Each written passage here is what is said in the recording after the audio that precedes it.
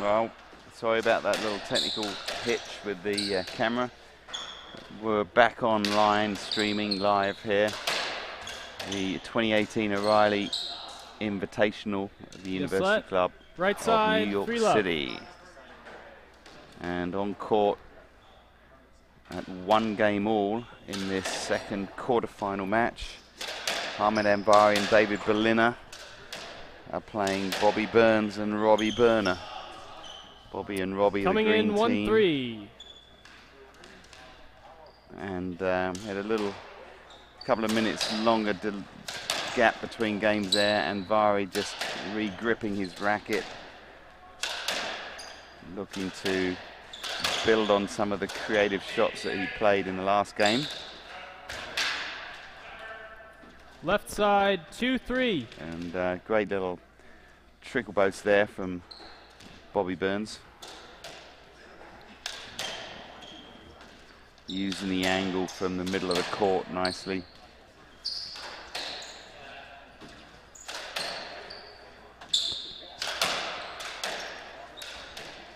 All the players nicely forward on the court at the moment. They're trying to get the ball to the back of the court.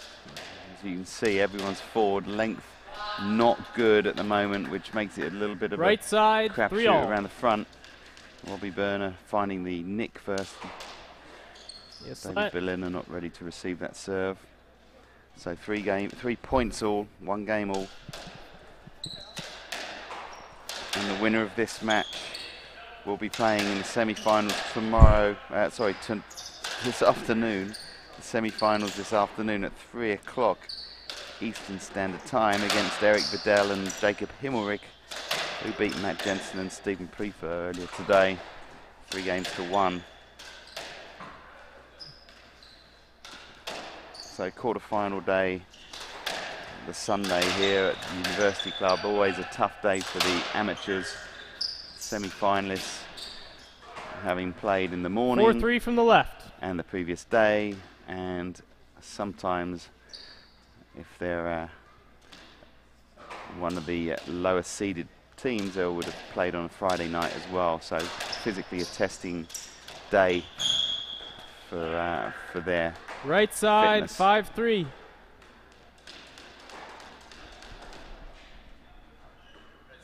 Yep.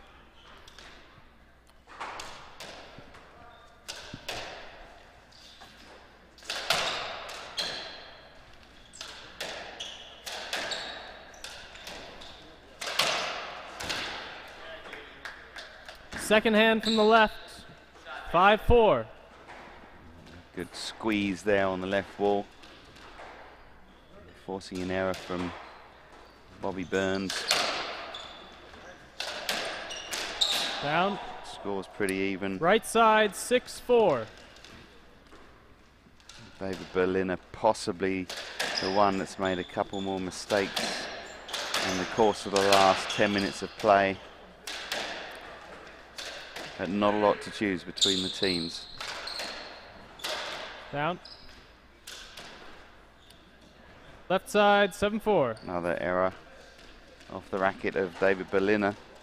So he's got to take stock of himself here, and Anvari sensing that look, just giving him a little confidence boost, a little chat there, probably just telling him not to try too hard to hit winners. You've got to be patient, get some height, get the ball to the back, buy yourself some time. Left side, 7-4.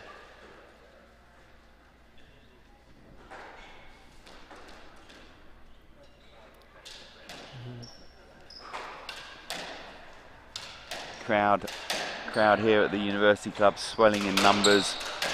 Andrew Zimmerman just walked past me, getting ready for his match, which will be next on. And that'll be an interesting match.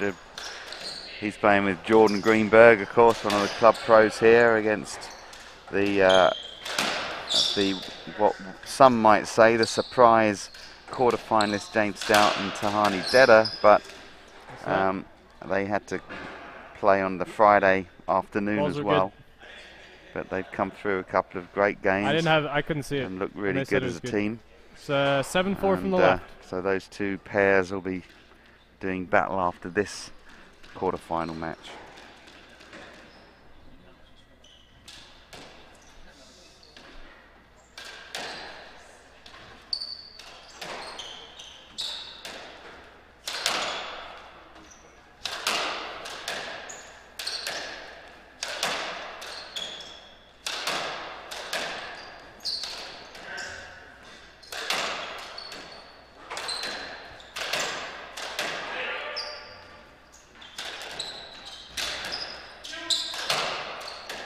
Berliner facing a lot of pressure here at the moment.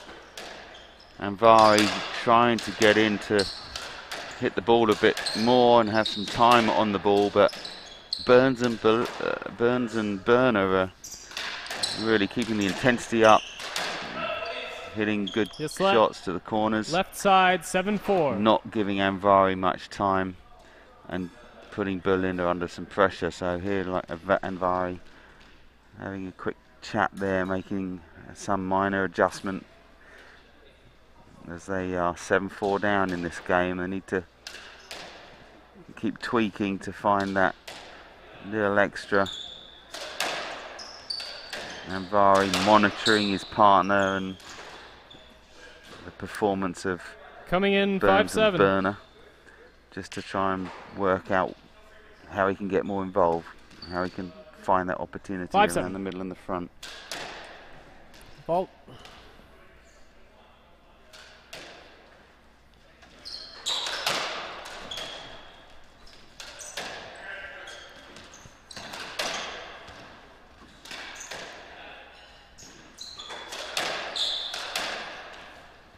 If you are connected to the social media network, my Twitter feed at CW Squash is open for comments and questions if you want to get involved.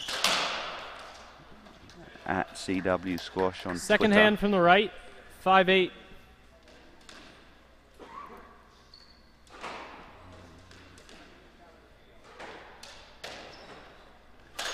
In the meantime, we'll be getting a couple more characters from the benches here to join me in the commentary box over the course of the next few matches and hours of squash that we have lined up.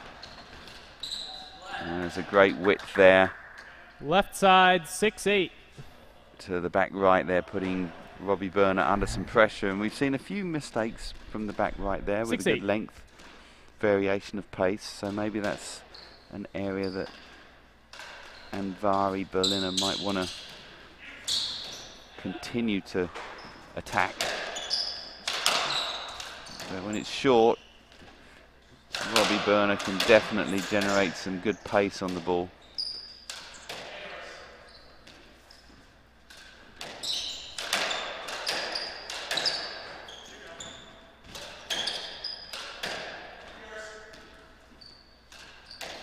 So there's a little change. David Berliner has started to leave the ball for Anvari to take in the middle. 9-6. And that's good, because that's going to break the pattern. But Anvari there, as you can see, not happy because he put it in the tin. He had the opening and not enough margin. Put the drop shot in the tin. And that's partly because the green team are 9-6. quick and forward and would probably get most of these drop shots back. So just trying that a little bit harder.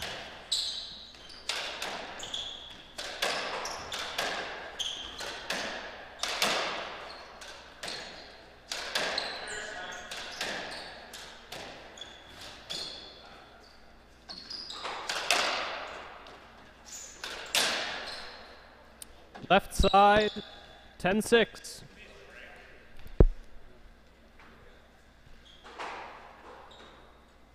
Nope, not even cracked. 10-6.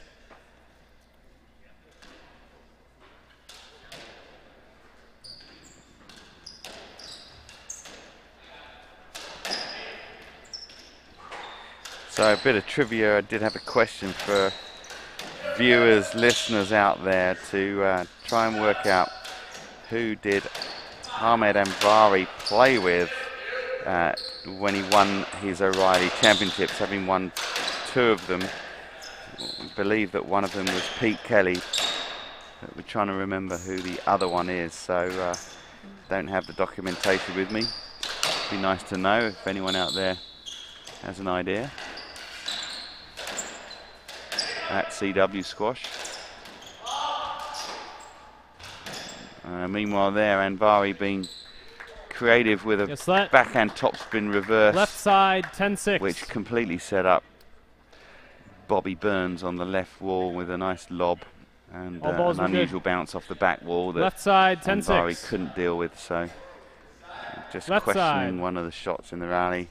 10-6. Point will stand. And it's 10-6 Burns Burner.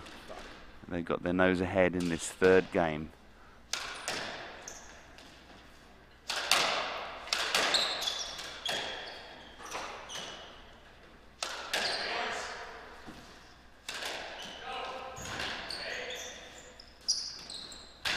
Down.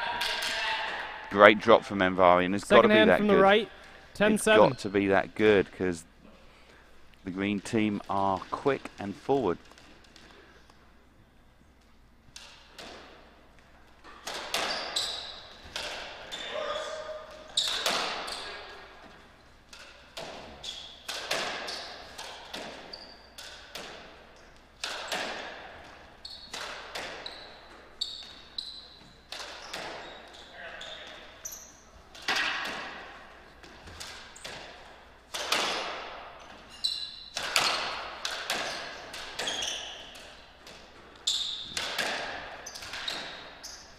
Interesting rally here, quite a few changes of pace. David Berliner giving a lot of air on the cross courts here, but if they're not good high and good length, they kind of sit pretty for Robbie Burner to inject some pace. Coming but that's in, a racket error 8-10. from Bobby Burns. Not happy with that, messing up the back wall boast. Bringing Anvari Berliner back to 8-10.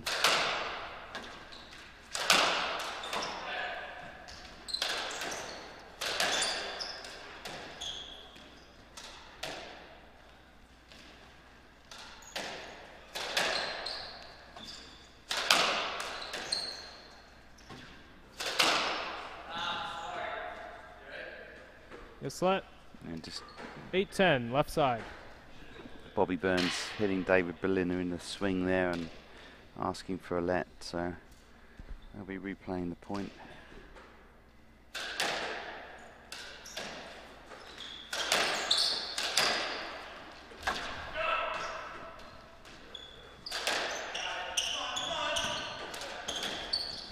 Awkward angle there for David Berliner to deal with, but he retrieves the ball. And the rally pretty even again. Anvari taking the ball at the back, and crowd loving that.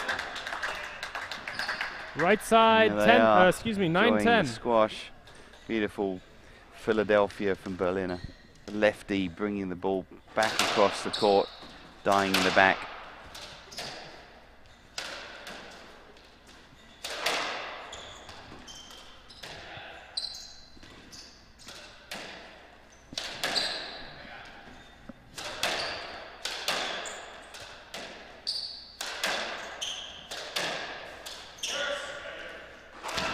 Oh, communication there. But they're in the rally again. And racket error from Berliner there. Second hand from the left, 9-11. So, 11-9, Burns Burner keeping their nose ahead. Anvari having a little chat again with David. Change of plan. Tweaking at this really important moment. Left side. The 3rd game. It would be much better to come back out for the 4th, being 2-1 up. So, great focus.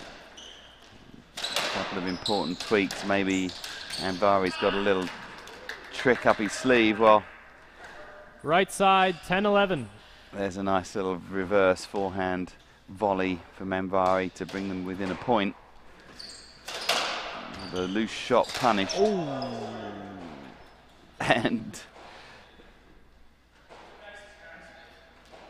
And one of the first drilling of the day. 10-11. And Burnsy just taking it for the team, really. Wasn't one of the hardest drives, but that sting of that squash ball is always a bit of a shock to the system. But straight back into the play. Let's see if it affects his concentration or if he's just shrugged it off. And Vari in the middle again, starting to control the rally with a good lob.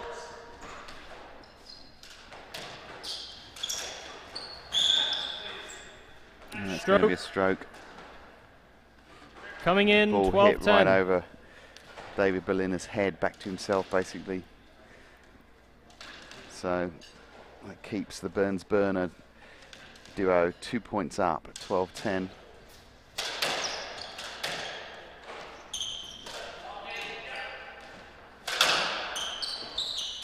Pace down the middle.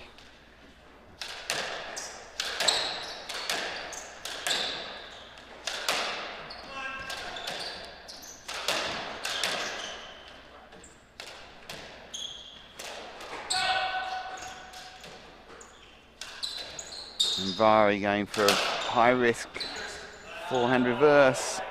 Yes, that. And awkward bounce to the back. Right.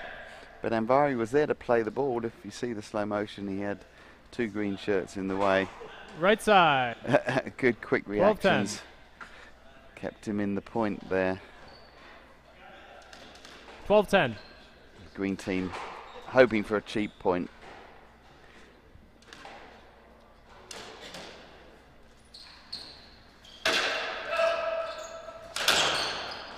And the pace too much there left for David side, Berliner on the left wall. 13-10. So Burns-Burner going up to 13-10. Looking solid. And Vari looking to get into the rally more here. But the pace and the pressure not giving him time on the ball.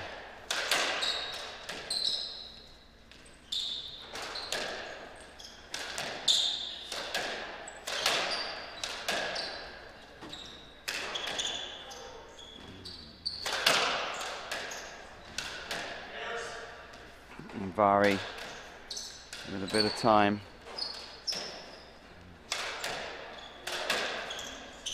That'll be left side, 13-10. The intensity up a notch again.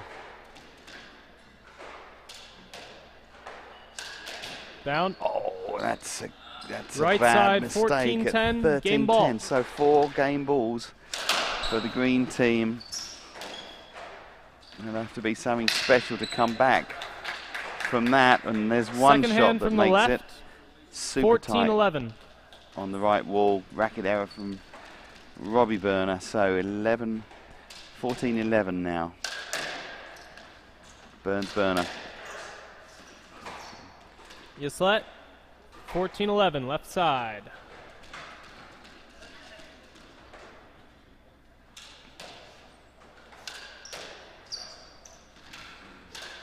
Down.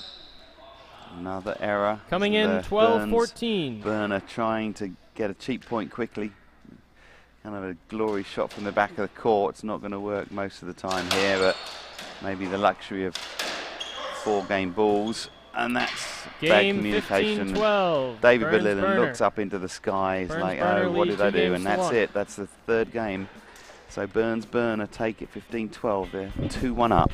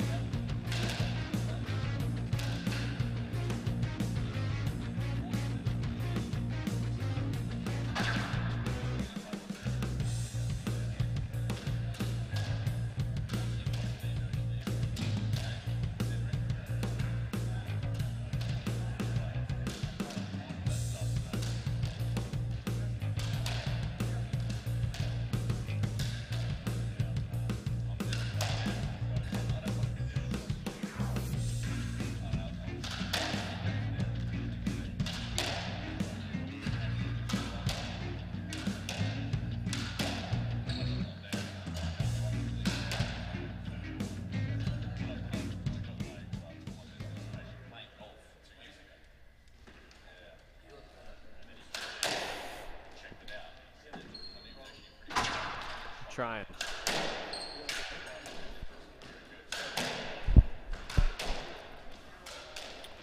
All right. Burner lead 2-1. Burns to serve. Score is -1, serving to +3.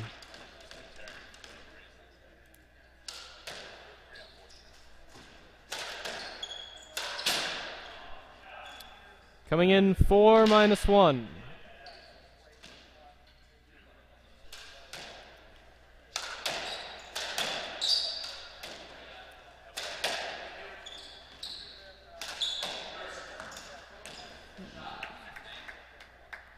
Right side, 5 -1. So the handicap here, once again working in Envari Berliner's favour at +2.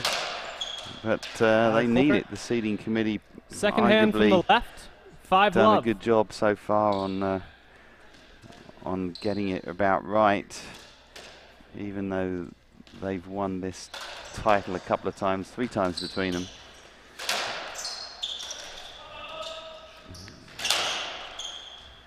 And that's good pace there from coming Bobby in Burns 1-5 to get back one of the points. So 1-5, 4th game. Green team. Left side, another racket 2-5 error from Berliner, 2-5. Got to keep that intensity up now and not allow the green team to peg back the handicap too quickly and make them earn it.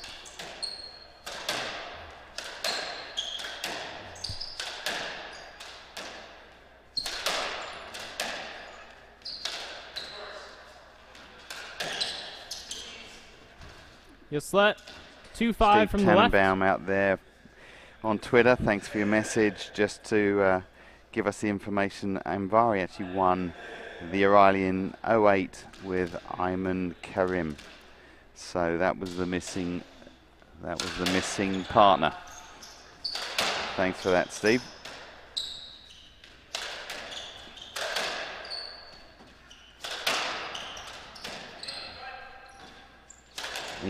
Steve, you either spend too much time learning all of the bits of trivia from O'Reilly's gone by, or you just have a great memory.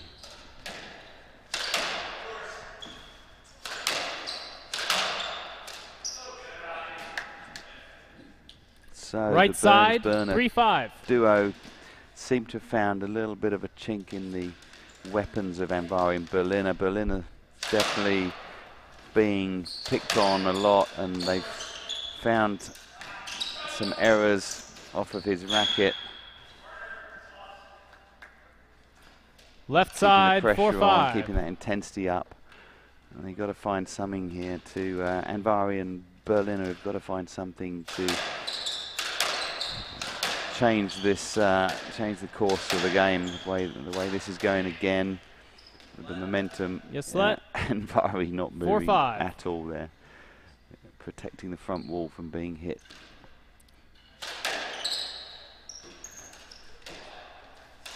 Stop. And fault. Fault being called, yeah. Second serve. Called on the serve.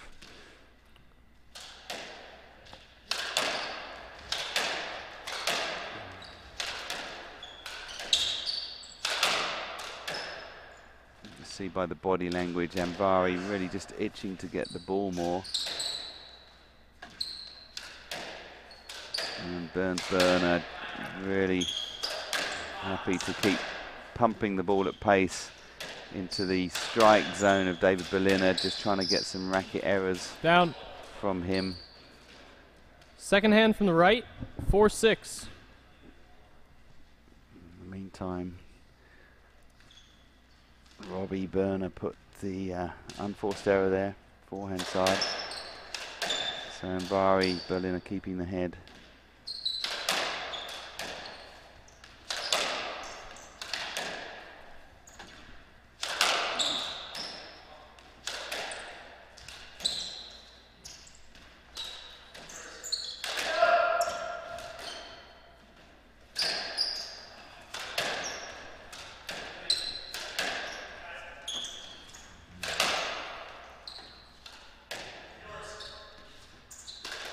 Down. And another error from Anvari at the back, who I think is just feeling the pressure of he's got to try and create something. David Berliner's just trying to hang in the rallies, so when those openings come, Anvari feels obliged to do something with the ball, and it's not always easy. Right side, 6-all. And a short length there from Anvari gives Robbie Burner the chance of a good hard kill. So the handicap has been whittled away. It's now 6-all.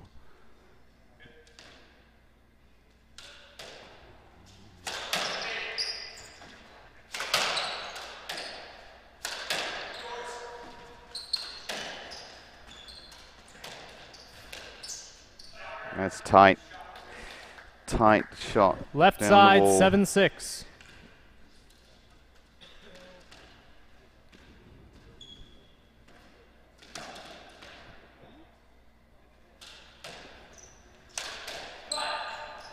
And Anvari keeping his eye in, going for that forehand reverse. Serve tiny bit off the wall and feeling at this point in the game that it's worth the risk. Keep his eye in and going for those shots. Well, second hand from the right. There's a second shot, 7-8. and that one was in the tin, so he's got to find some consistency.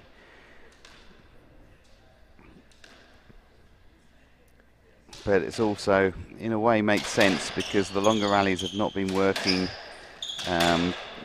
in their favour. Longer rallies seeing David Berliner make a few more racket errors than everyone else. So Anvari going for some shots. Yes, let. Right side, 7-8.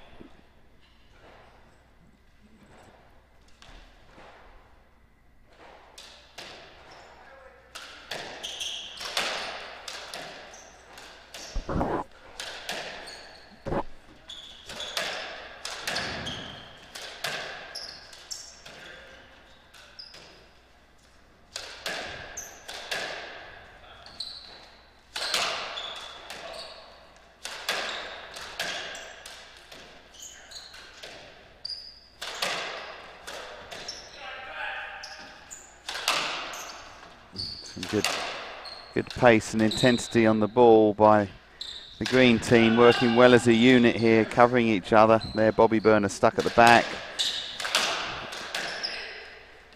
And Burnsy covering, keeping the ball mostly over to the left wall and trying to get that racket error from David Berliner. But even David Berliner calling Ahmed to the ball a couple of times here. Left side, 8-all. So good rally there for Anvari Berliner, and another racket error, the back right from Robbie Burner, which is where several points have come from for Anvari.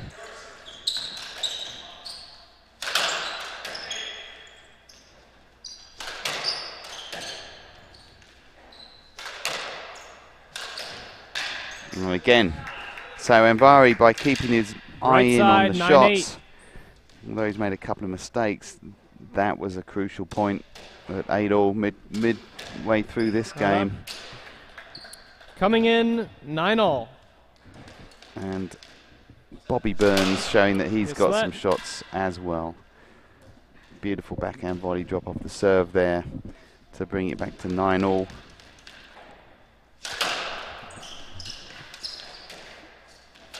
As Bernardo Semper walks past me again with his entourage of kids. Obviously wishing he could be sitting here in the commentary box and talking about the game with me, but keeping his two kids under control. Great to see.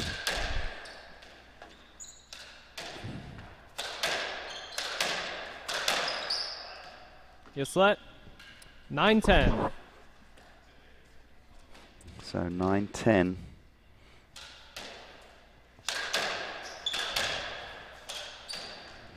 Tight ball there.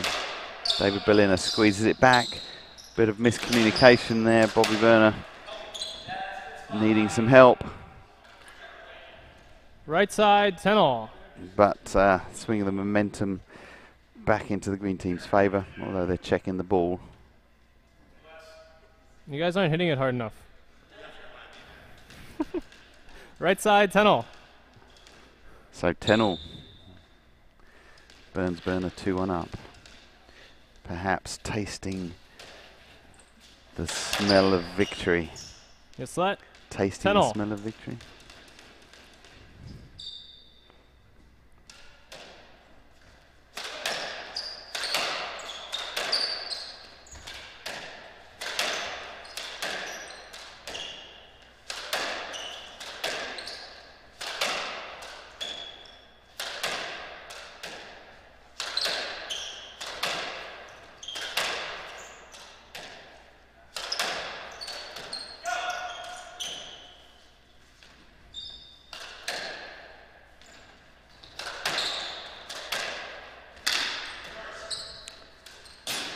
Navari had that set up there. Left much side, better play from 11-10. the two in almost white, but sadly the error coming at the end of that point. So Burner 11-10 up.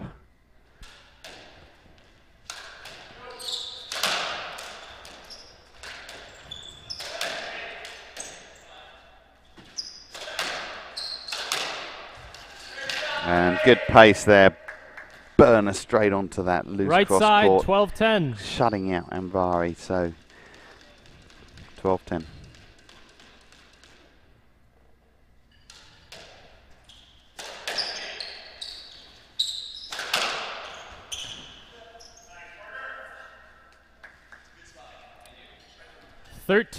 So no let there. Ball past David Berliner and he couldn't get the racket back in time for a second attempt. Bringing Burner to 2 points away from semi-final place.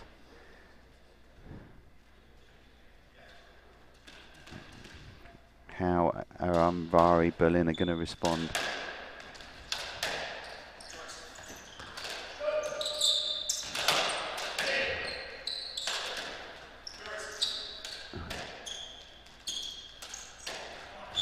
And the pressure on, but great retrieving.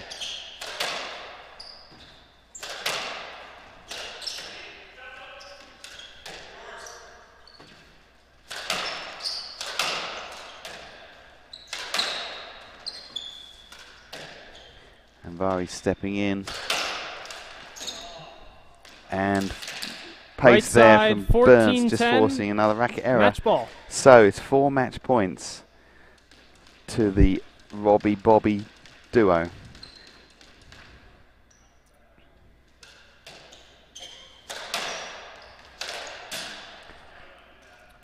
Well, coming in 11-14.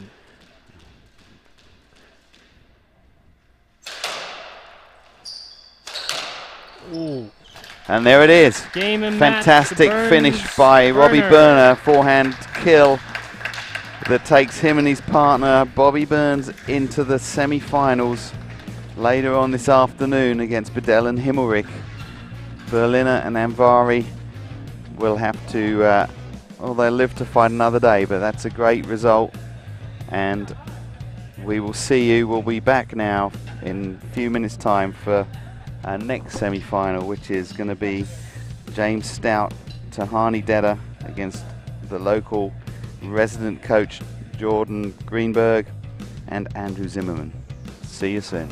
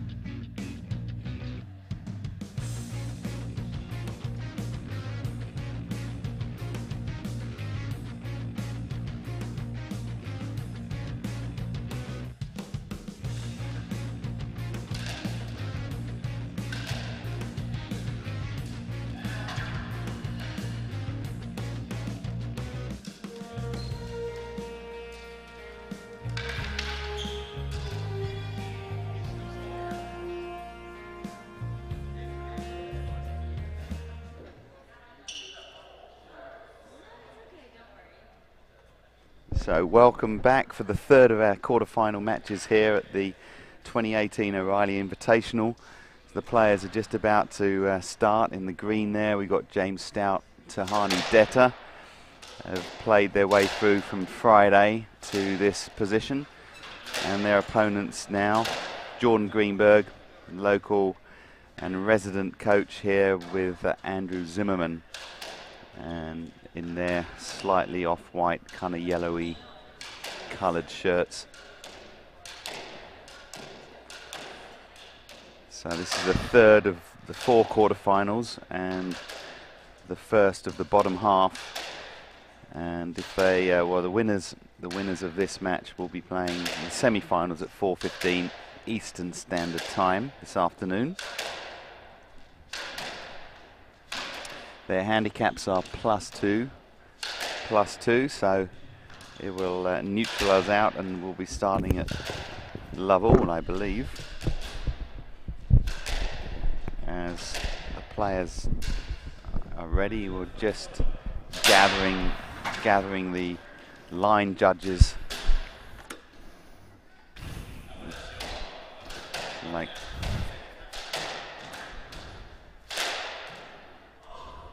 maybe Eric Bedell is on one of the lines. Is anyone back there?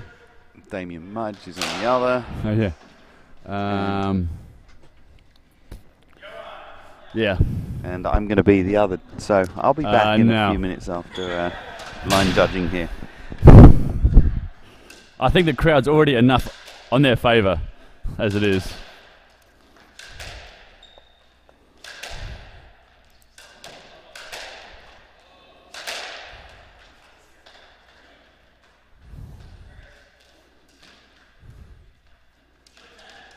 All right, so it's it'll be love all.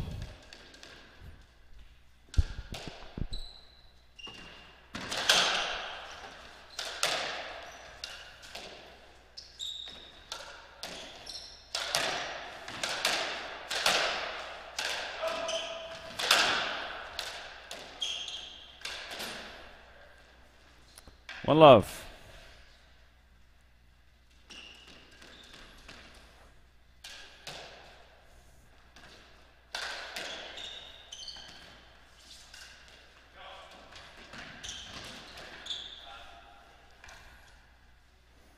Coming in, 1-0.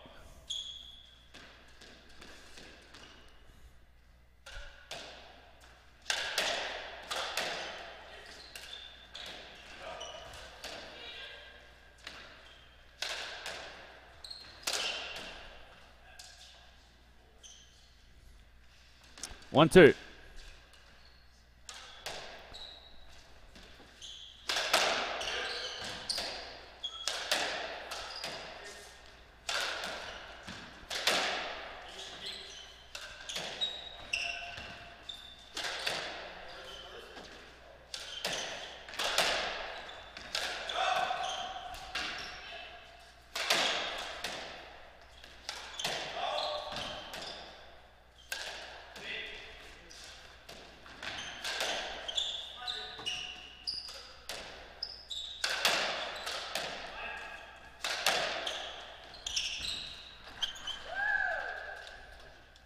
Oh yeah, you can do Willie. 3-2. Sorry, sorry. 3-1.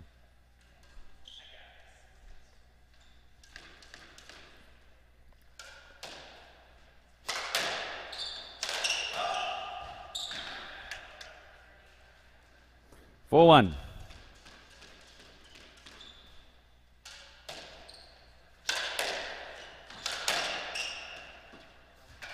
Let.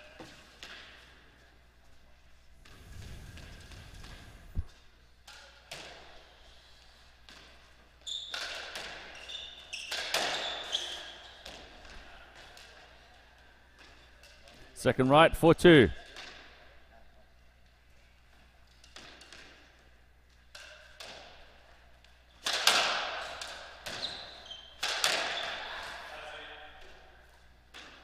Coming in, 3-4.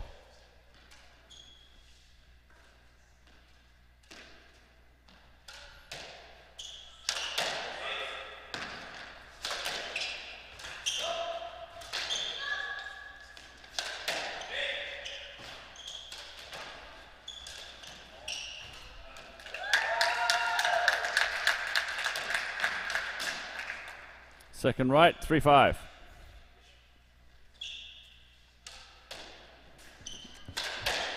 Well, back again, folks, whether you like it or not. Bobby Burns has returned from the shower to take over the position of line judge, so I'm back in the commentary box. Coming in, 6-3. And here we are in the first game with James Stout and Tahani Detter just starting off a little bit more settled as Tahani 6-4. completely ruins my commentary there with a tin. But she started well, some great boasts and putting Andrew under some pressure on that front left. That coupled with James Stout injecting the pace as we see there, and awkward angles. 7-4. And mistiming the backhand volley there. So 7-4 up in this first game. Green team. And Andrews 8-4. not moving his feet there, just looking a little bit casual maybe. You know, get up back into the intensity required of a match of this quality.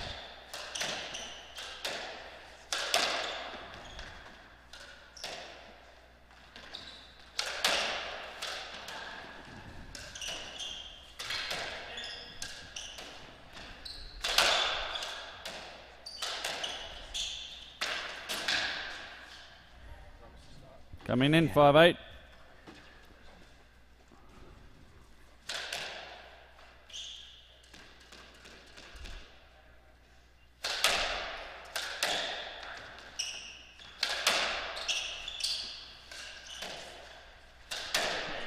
And joining me in the commentary box for a little while, we have the pleasure of Matt Jensen. How you doing? Welcome. Thanks. Welcome back. I think we were here last year at some point having a chat. 5-8 left. Coming in. Sorry. How you feeling? You had a tough battle today. Yeah, no, it's fun. Look, I mean, obviously for me, it's good. It's good to be out there, but definitely hurts the body a little bit. That's for sure. Yeah. I'm not telling you anything you don't know. It's all good. What's happening here? So just early start. Stout and Detter have got their nose ahead, and Tahani's actually been playing pretty well. She's been solid. Caught Andrew 5-9. Caught Andrew off guard at the front left with a couple of 3-wall boasts, and James Stout's injected some pace and won some points from racket errors against Andrew as well. Jordan's not had much 6-9. involvement yet. They're Right. generally hitting the ball away from him. So yeah, so they're up 9-6. I'm going to say that James is going to dominate this match. I think he's too quick. I think his racket skills are too good, especially at the front. Well, he's quick. Coming in, he's got a 10-6. great racket, great experience now as Yeah. well, isn't he? And the chemistry between the two of them is really good, isn't it? They're gelling well, good Yep. communication. 11-6. Zimmy looks like he's still warming up. Yeah, he's not moving his feet that much. Maybe he's digging in for the long run, pacing himself. Yeah. Pacing himself for the final. Yeah. He's got a way. He's got a ways to go. I think James is one of the best movers on a squash court. It's Second just right. effortless, but it's quick and it's. 11-7. And he gets there with so many options. Right, arrives at the ball Yeah. with those options, right? 11-7. Do you think that's anything to do with the fact he's world champion at rackets and real tennis as well? And kind of I'm sure it helps. like anything that's within 4 walls, he's actually, He's done well. yeah, remarkable.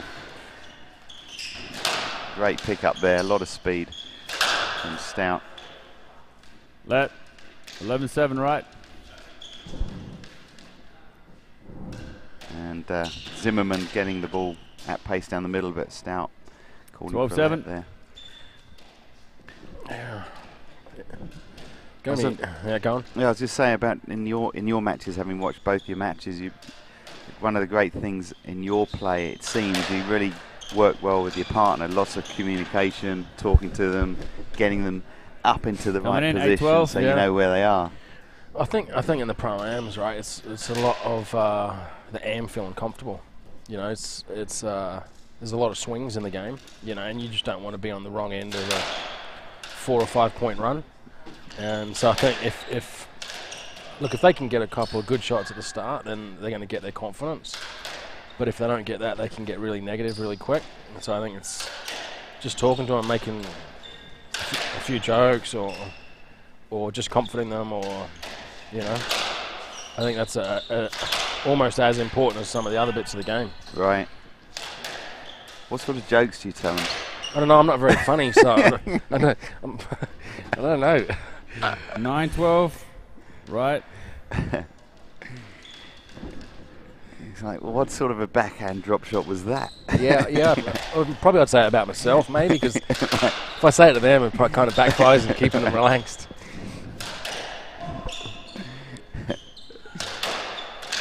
So, Stout and Detter have sustained their lead here, and Down. great flattened forehand kill from Tahani there, just a couple inches above the tin. 9-13. Takes him to Second left. 13-9. Did Jordan think he got that? And he gave a little bit of a look there. The slow motion camera reveals all.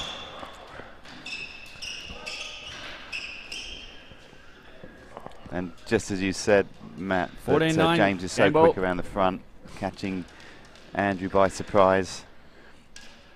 So, 6 game balls.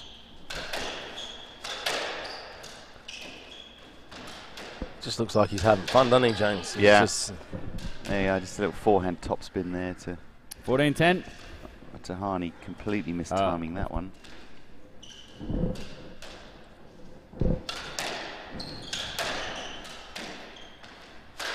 Pretty amazing with that. 15-10 game. And there we are, the first game, 15-10 to Stout and Detter. And we'll be back after these highlights. Talk to you shortly.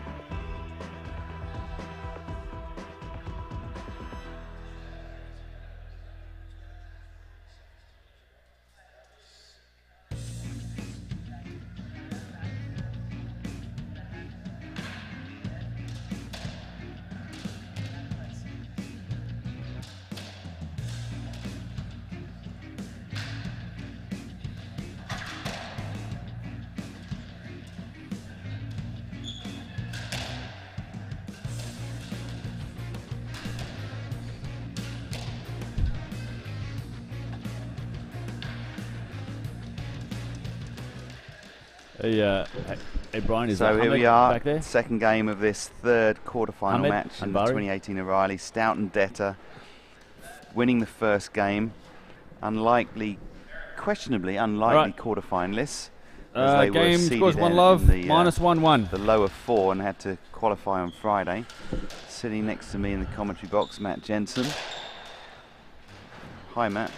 Hi. I just got a message from Greg Park. I think he's at home watching. He said Green will win today. So there's the prediction. Green will win today. And with that sort of speed at the front from Stout Of 1. and Tahani's steadiness really and around the middle and the back right of the court, they have proven the victors in the last 2 matches. You know, I'm going to ask you a question. please do. When the university club increased Coming in too the low. height of their ceiling here, what do you think that did to this tournament? What change do you think that? That's a good question. I mean, I think what it's done has obviously just simply having the higher ceiling allows the lob to be used a lot more, right. And so the amateurs actually have been using the lob more and successfully. You know, I think the pros were able to still use the lob when they needed it, Right. but the amateurs having that extra bit of height under pressure, being able to Zimmerman get it right, up there. 2-1. So more true strategy So I of think, the doubles game. yeah, it's probably had a little bit added more strategy in, Yeah. because you've got that little extra space up there. What do you think, having you know, played on both? Well, I think for me personally, not really loving to run a lot. I like that. Listen, this is obviously a much better court for the game of doubles. You know, 3-1. you can hit. You don't get sort of penalised with some of the fillies that used to clip, you know, those little beams that would come down before, or a skid bow should get a little bit burnt on that. So this is definitely a much better doubles court, and but for me personally, I liked the other court because you could turn it into sort of a fast and furious, sort of almost reactions, Right. and sort of test sort of 4-1 racket right. skills from that regard. Especially the amateurs, Yeah. right? And so that the extra height gives them that time to get back into the points. Yeah, and I think even when you would sort of hit your hard sort of change up angles to the AMs, you know, when they just sort of frame one, it might 5-1. clip the ceiling Yeah. before, and you get a couple of your quick cheap points that way. But that's a pretty selfish explanation. Yeah. Why do you prefer the lower ceiling, Matt? Well, I just don't like running. I want to win. Really. Yeah, I want to win. Yeah. I have to run more, so can we just have a lower ceiling for this weekend, maybe? Yeah, just put a temporary one in. 6-1. 6-1. Okay. So momentum's really shifted here. The handicap flip after the first game, obviously counting somewhat, but it looks like Aaron's woken up a little 7-1. bit. He's got his feet moving. He's got forward a bit more. I mean Andrew, sorry. Brother Aaron already has exited the tournament. He's probably the only one that would be happy to hear that. Bet. So who's your prediction, Matt, for the whole tournament?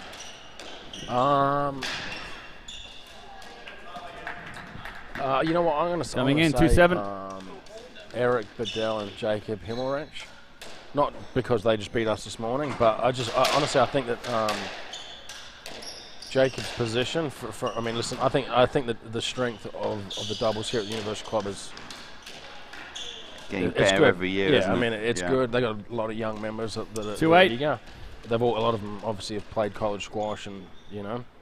But someone like Jacob, I think, sort of his position is good. His shot selection's good. He hits a good reverse when he needs to. But I'd actually say that Eric Bedell is, you know, he's talented. He's fast. He's got good shots. He can give it a good rip. He doesn't make many mistakes, does he? Technically very refined on the backhand, actually. 3-8. Yeah. And so I think that, you know, this 3-8. afternoon they played the winners of that last Second, match, which was, who was that? That was Bobby Burns and Robbie Burner. Yeah. Well, that's who they got to play. I was going to say I was impressed with them as a pair because they're so balanced, right? Yeah, I just think that, you know, that's where I do give Eric a lot of credit. I think he's going to be able to sort of take over that, and I think Jacob is going to be there as well, and not just sort of getting balls back, but he's actually going to be able to, you know, do some things as well. Mm-hmm. I think I would pick them in the top half for sure. The bottom half, you know what? I mean, the bottom half looks. I don't know. I mean, look, I would. Yeah, the bottom half's hard. I don't know. Chris Callison and Bernie, well, they're teammates on the tour this year. And they're playing against each other in the quarterfinal match. Yeah, both fast and furious. And to be fair, Beeman played really well yesterday as well. Coming in, 9-5. But I'd say the top half, I pick Himmelrich, Bedell. Okay.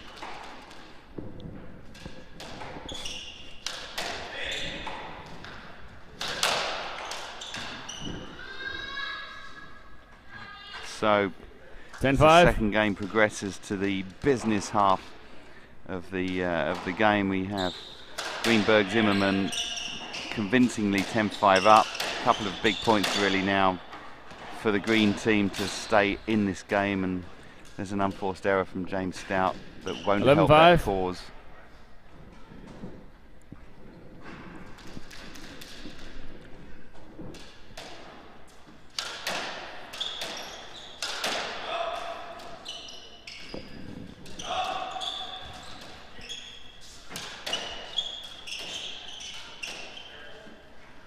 Look at James's position. He's just sort of hovering, waiting to sort of attack here. Very confident in his position there. Second right, 11-6. Always communicate. He's like you actually. You're always communicating well with his partner. 11-6. 11-6. I still think that the green team. I just think that they're going to earn a lot of. I think. What would you call that color? The other color, sand. Yeah, that's sandy white. I think that sand color. Yeah, they're going to lose points quicker. Coming in 7-11. And they're going to work harder for the ones they end up winning. And I think that takes its toll in this event. That's pretty good. Well, as I say that. There you go. They didn't work too hard for that one. Zimmerman with that backhand. Beautiful cross-court volley, Nick.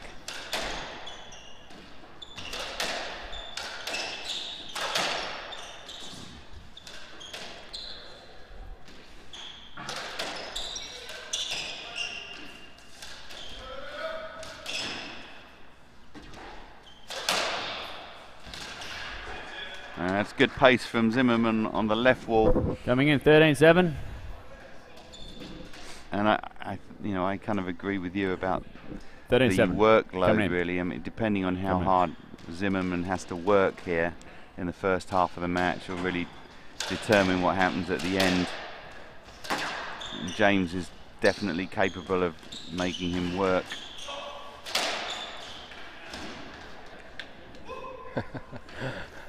A little bit. When he's smiling there. 14-7 game ball. The amateur getting a little cocky with the pro on the other team there. It's like, you're going to play a drop shot like that? Come on. 15-7 game. So, second game there. Not much resistance from Stout and Detter, so it's one game all.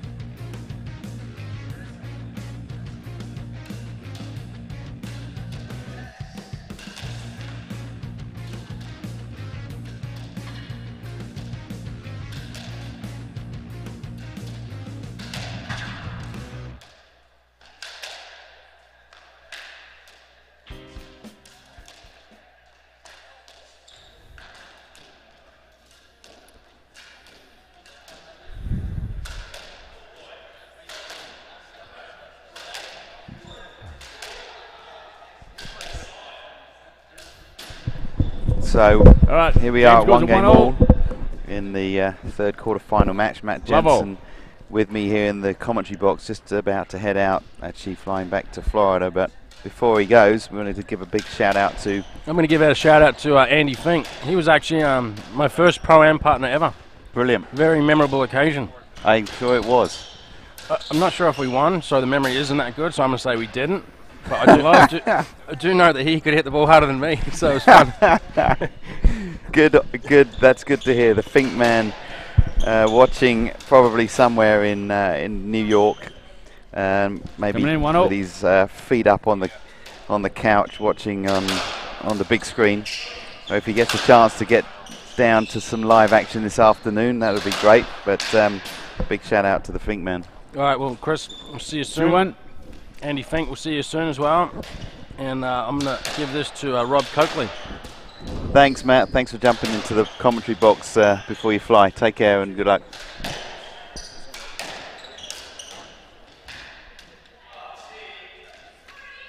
Three one.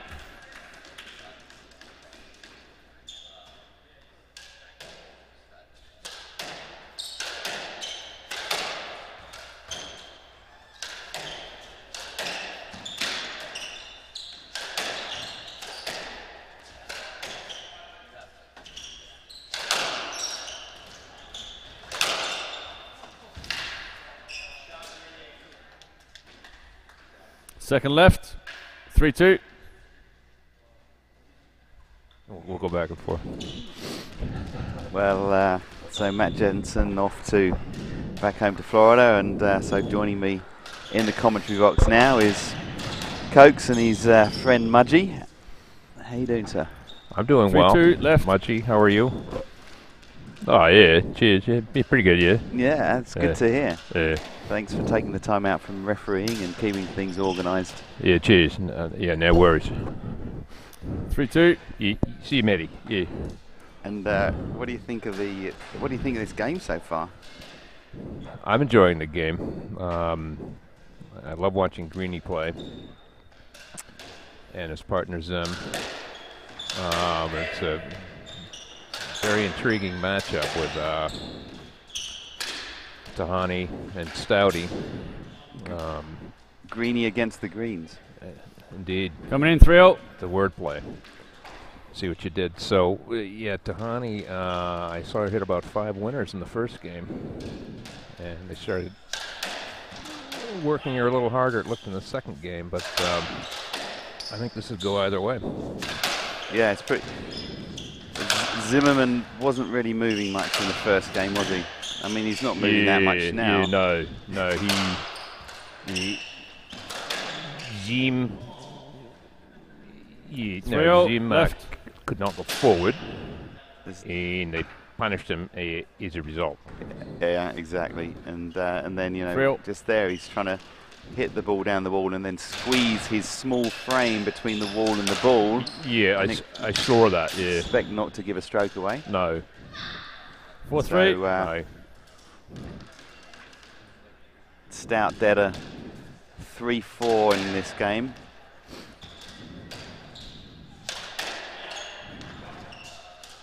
Tahani kind of steadied herself. She had a rough second game with a lot of errors, as you said, but yeah, they seem to left keep away from Stouty a little better. He's such a good mover, isn't he, James? He is an incredible pro-am pro.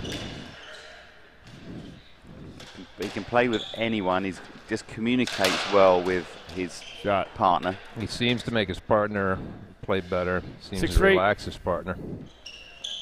Unlike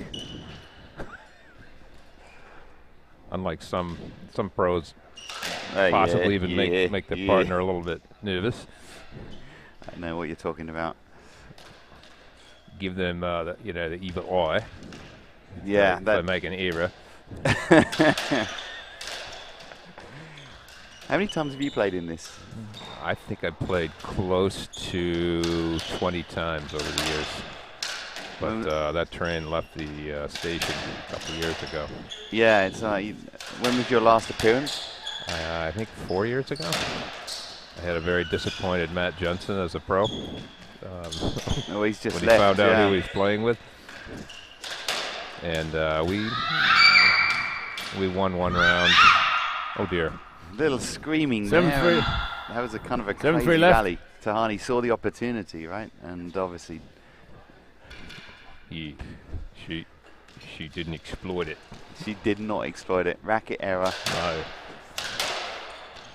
But she'll be digging on a Trinity experience, working under pressure and in tough situations to stay composed. Am I mistaken that both the green competitors today were married this year? Zimmy And right. that's a very good 7-4. point. You're not mistaken. In the last 12 months, they've both got married. 7-4. Yeah, let's see how that manifests James Stout itself. to Tina Ricks. Now, Both to And- also outstanding squash players. and some good genes there. Yeah. 5-7 Tahani coming in. marrying Johan Detter. Another Trinity standout. And sorry, A Trinity standout in his own right, I believe. 5-8. As Second was his left. brother. Trinity breeding some good O'Reilly competitors these days. And some future ones, probably. Let. So 5-8. James Stout asking for a let there with minimal kind of effort there, wasn't it? And he gets a let.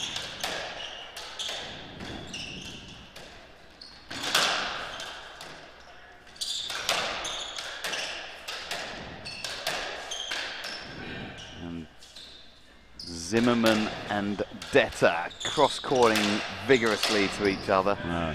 Good hit. Wow. I find when Zimmy Coming in, starts getting 9-5. hot, he can go unconscious for a while with shot making. That's all. So maybe that was a fantastic shot. Let's see if he Yeah, can't. that was indicative of what he could do when he gets her going. Well, I'm excited to see that. Yeah, but then occasionally he seems to take a walkabout. Walkabout is never a good thing. No. Right side. And that's a great 10-5. shot there of the Yeah, green green. team swiping, fly spotting there. Yeah. Greeny. And failing to make contact with the ball. Here we go. 10-5. I'll have a go. No, you have a go. Okay. Solid. Yeah. But It was the classic 5-hole. 5-hole and 5 points behind now. So You take it. No, you take it. have to take 5 points.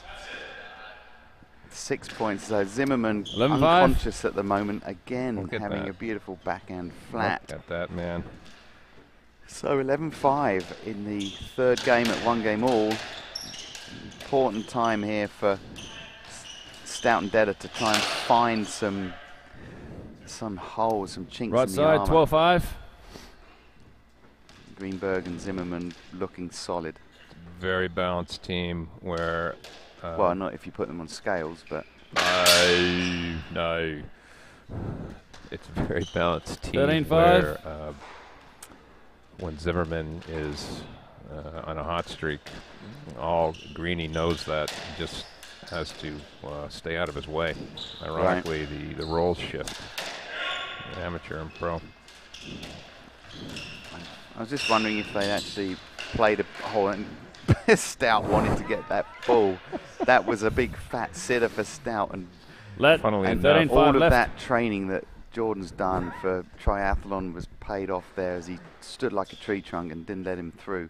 Funnily enough, Greeny's a big Philadelphia Eagle fan, and I think his team's going to see quite a bit of that this afternoon.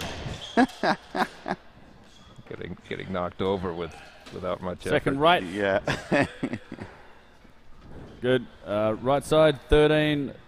So 13-5. Stout and Detter really under pressure here to find something different to break the rot. Good counter drop there, and I don't know, that's probably a let actually. What was the call, Is Hamed? he asking? He's No let. Coming in. 7-13. 7, no let. He's not happy. No let. I thought the ball was a little bit too far away from your racket. So I- 7-13. I saw it. Jordan, of course, 7-13. it depended upon Mudgee to dish out the Christmas bonuses, so there was really not much And not much he could talk do. back on that Shot. one. 8-13. So a little glimmer of light here for Tahani and James.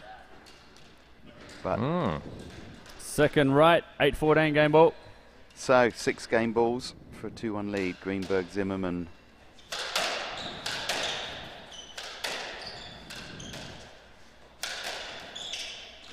Jordan going for the 3-wall and Zimmerman 8-14. unable to clear because he would have had to have got at least 3 steps away there. This should be an intriguing 4th and/or 5th game. So See if the Zim can keep 9-14. that racket smoking well, that. I was just saying, looks like he's just woken up from his unconscious Game performance 2. there and 15-9 hit game. the 10. But Tahani, unforced error. Yeah, fellas, means- I'm off for some Vegemite, if anybody would want something. Oh, that's great. No, Well, I'm fine, thank you. on toast, please. Cheers, Uh, fellas. That's great. Thanks for joining us in the box, Mudgee. See you, Mudgee. So 2-1, and we'll be back after these slow motion highlights.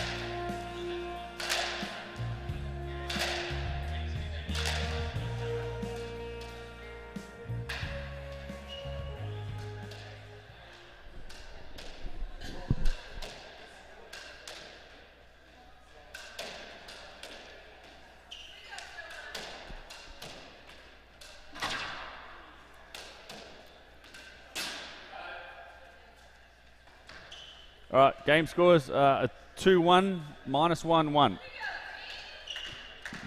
Oh, actually, hang on. We wait for Ahmed again. Is he in there? And is Hamed there?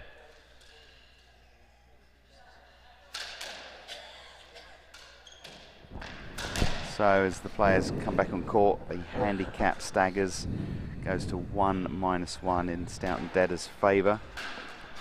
Next to me in the commentary box, the famous Coakley of the University Club, 5th Avenue, New York. Hi, Chris. Great to see you, and we're on TV now, so smile at the camera. Hi, gang. And perfect timing because looking at our hairstyles, obviously All right. we go to different barbers, but I did get a question games to coming one. on Twitter, my @CW Squash Twitter feed, -1-1. asking what's Coakley's O'Reilly record, best partner, best memory, favourite team to win? Best partner was probably Matty Jensen. Had he not been here a few minutes ago, I probably had another choice too. But oh, you probably said someone else then. yeah. Yeah. But best memory, worst memory was losing in the semis with a your ball, my ball. Right side, love one. I forgot what year that was, and whoever asked that question probably is well aware that I never got to the finals, so I'd rather not discuss Sorry, that I any didn't further. mean to open up. 2 love coming in. So 0 for 20. But So- thanks for the question. But that's not your best memory then, is it? That's probably your worst memory. We're asking for your it's best not. memory. My best lingering memory is the O'Reilly gift we got about, 8 years ago? The brown jacket, The brown jacket. coat. Yeah, yeah. Fantastic. I saw it. It's still A in my keeper. wardrobe, that one. A keeper. Yeah, hit the tin. Bit of arguing going here. Yeah. Yeah, no, the A ball little hit the tin. controversy brewing on. Question Yeah, is, like was you, the ball you up? got to bet because it was too Was soft. Jordan's ball up? 3 love. And it's being called down. So Calm down. it's 3 love. 3 love. And Once again, it's the head pro, assistant pro dynamic where yes, Jordan put up a small fight. very limited disagreement.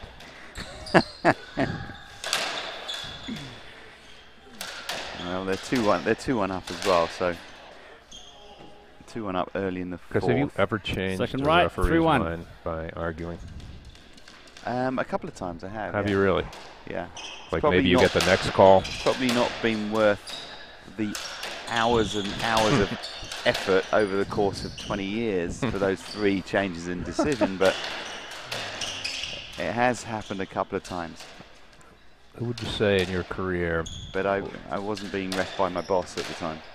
Shot. So Fair enough. that side maybe is a futile effort. Coming in, 2-3. Fair enough. Who would you say in your career is the greatest bickerer with the refs? Is it Jonathan Power? The greatest bickerer with the refs. That's a good question, and you put Jonathan Power's words, Second right, into- 2-4. name into my head, but it is a good name. And Gary Waite used to play mind Zen games with the refs, as I recall. yeah, I had a couple of big matches with Gary, but we never had the Zen moment. Coming in, 5-2. Power was always awkward to play and argue against and 5-2. stop him putting pressure on the referee, so he's certainly up there. A couple of other players have had their moments, but I think you got to give Power the consistency, really. When you think about it, it's all about consistency of performance. Yeah. He was talented. He had a genuine talent for that. Sort of a John McEnroe-esque. Yes, very, and he was labelled the McEnroe of squash for that very reason. We see it like Tahani's really stepped up the court now. He really Massive has. difference. Almost to the point of being in an eye. Second left, 5-3. Very conspicuously forward. Oh, that's Just a let. let ball given there. Tahani's left leg obviously not valued that highly. Another question pops in on Twitter. What does Coakley use to dye his hair snow white? What's the secret there? I did not know the secret was out. I do it for business 6-3. purposes only. Smart move. Adds that It's an element. over-the-counter product. It's kind of like you've gentrified yourself. I call it. It's called Gravitas Gray. You can buy it over the counter. Gravitas Grey. Dwayne Reed, Thanks for that tweet, Aaron Zimmerman. happy to help. Another frantic rally. And James Coming in, Stout 4-6. seeing the opportunity of the hard straight drive there, while both Greenberg and Zimmerman were on the left. These next few points, Chris, this is right at the fulcrum of the match. Yeah. I think one team can pull away from the other.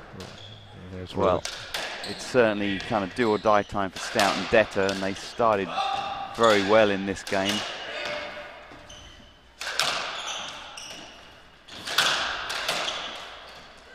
Andrew Zimmerman is in that kind of space between conscious and unconscious thought. But there's some power. Tahani just throwing it up to get the ball back slow in the middle. Thanks. And James Thanks. calling it down, and Thanks. Tahani Right side, 5-6.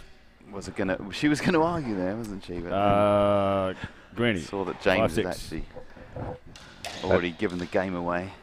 Today is it is today's question. Will Zim come too?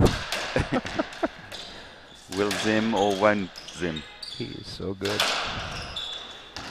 That's a great shot from James. Down the middle at pace. Zimmerman in good position at the moment, making Stout work hard.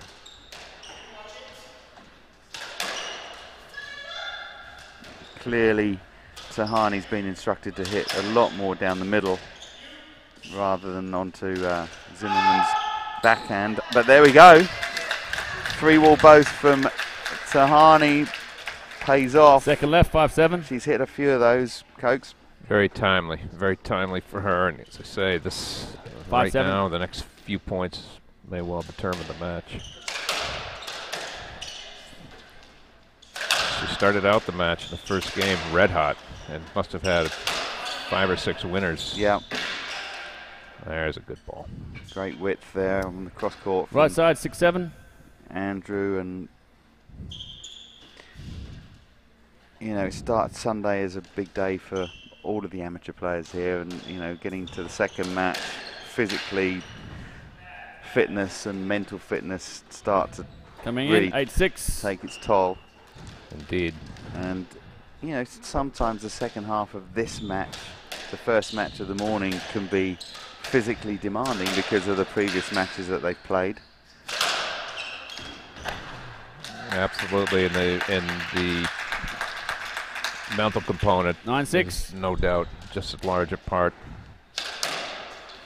And I say that looking at the draw, and you know, Tahani and James had to play a match on Friday, and Andrew and Jordan did not have to play that match. That extra effort physically. Yeah. It's not Jordan I'm worried about. No, Jordan can go on for like several Stout weeks. right, It's irrelevant. 9-7. Yeah, it's irrelevant. Yeah, we'll run out of court time before. Whilst Zim, Yeah. it's somewhat relevant. Yes. Even in this morning match, which is the second big match for him. Yeah. Well, he's certainly not short on O'Reilly experience. He's been in several big O'Reilly matches in his sort of Coming in, young 8-9. career here. So Coming in, see if 8-9. we can draw upon that. And the year I won it, I think. Is that Jimmy right? Did you Brown- win it, Chris? Yeah. Because I Jimmy- only heard you mention that 17 or 18 times yesterday. Yeah, I lose count sometimes. But did I mention that I won it? I was going to say something relevant to the game, actually, as opposed to just talking about me. But I was going to say that we played Andrew Zimmerman in the semi-final. I think he was playing with Ambari at the time. And it was the second match of the Sunday, and it was noticeable that he did tire. And we got quite a few more racket errors out of him in the afternoon match than we saw him in the morning match. So to your point, Cokes, yeah, very relevant for him on the fitness side. Yeah. You were, I'm going to give you the edge on fitness over Zim in that match. You're a good sport.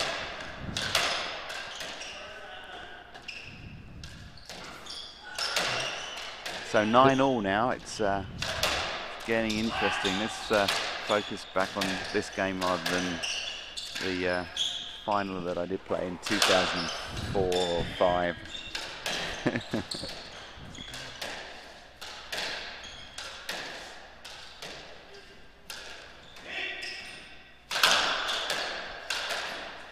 So there's an error there. Jordan snatching at it a little Uncharacteristic bit. error. kind of fat. Second left. Thank you very much. I'll take 9-10. that. Yeah. He snatched it. Lost his patience on Interesting there, because Tahani's done a couple of really high, Second, Zimmy, left. nothing boasts that have set the ball up in the 9-10. middle, and that. Jordan missed a sitter. that was a sitter. So His eyes got big. So James on the tee, looking to kind of sneak in and get a couple of hits on the ball with some time Let. to be 9-10. creative. Let. But Zimmerman and Jordan Yep. keeping the pace up right now. You know, they're the ones injecting pace, trying to take time away from Tahani mostly. Characteristic of Stouty, he seemed to have steadied his partner too. She seems to be a lot more consistent right now. 10-0. She wasn't.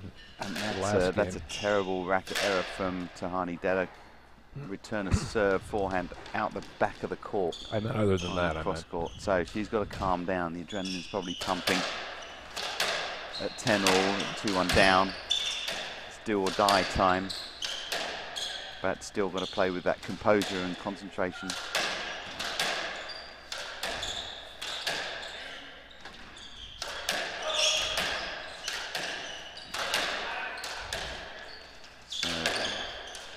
Good cross-court game between Zimmerman and Stout.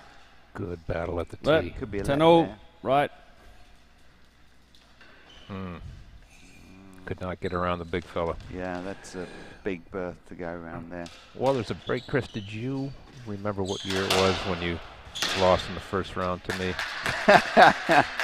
Let's stay focused on this game. Sorry, It's 10-all in the fourth. Coming in 11-10. And I my memory snapped. just fades at some point. You don't want to fill your mind up with clutter. No. You know what I mean? No. So Stout Detter, 11-10.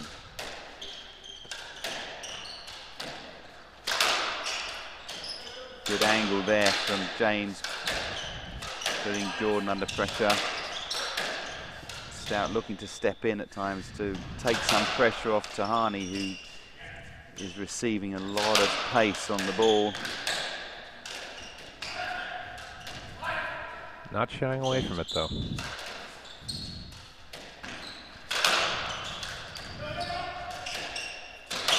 Good communication for the greens.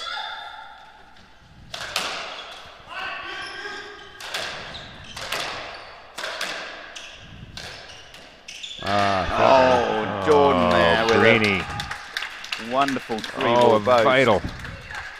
And even the speed second left. of Stout was not Yep. enough to get 11-0. that. That is not an easy man to do that against. Lots of arms and legs all over the place for that guy. So the intensity is cranked up a notch here at 11-all.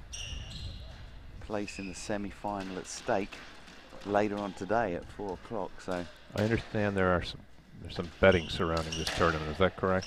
I don't know. I don't know about that. All I know is That that some very 11-0. smart people got together on Thursday night and discussed the seeding of this event in great detail. Yeah, I never get involved, but I understand that this is a pivotal game for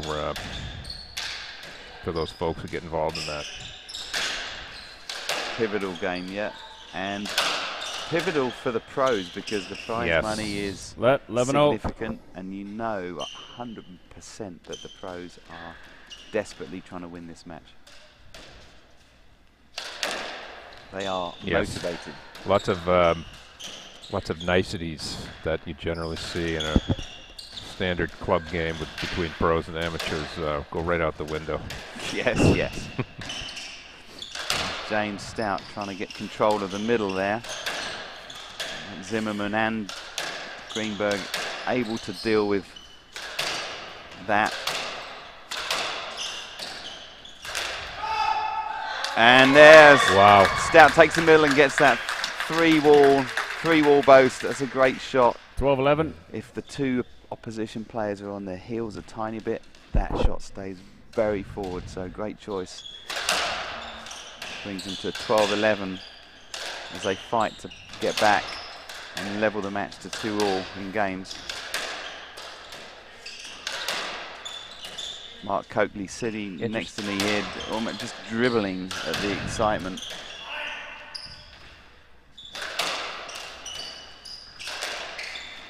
It is true, even when not playing, you tend to get nervous as an observer towards the end of these games. Tense. Oh dear. Oh my God, that's a. Oh dear, we never would have found that ball again, Chris. Oh, that was wonderful. He tries behind the legs and like it almost went. He was in a very vulnerable spot right there. We nearly lost the ball. Look, we nearly lost that ball, and he nearly got it up, and he nearly got it up. How's Fantastic. that? Oh, I missed it. What have he nearly what? He nearly got it up. I see. But he didn't. So 13-11, Stout Detter. A couple of big points here.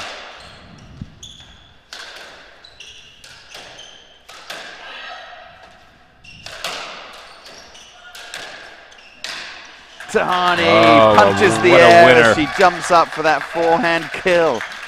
And that position was perfect there. 14-11 game couple ball. Of feet in front of the service line. Took a little bit of a funny bounce. So we have 3 game balls for Stout and Detter to bring this match to 2-all.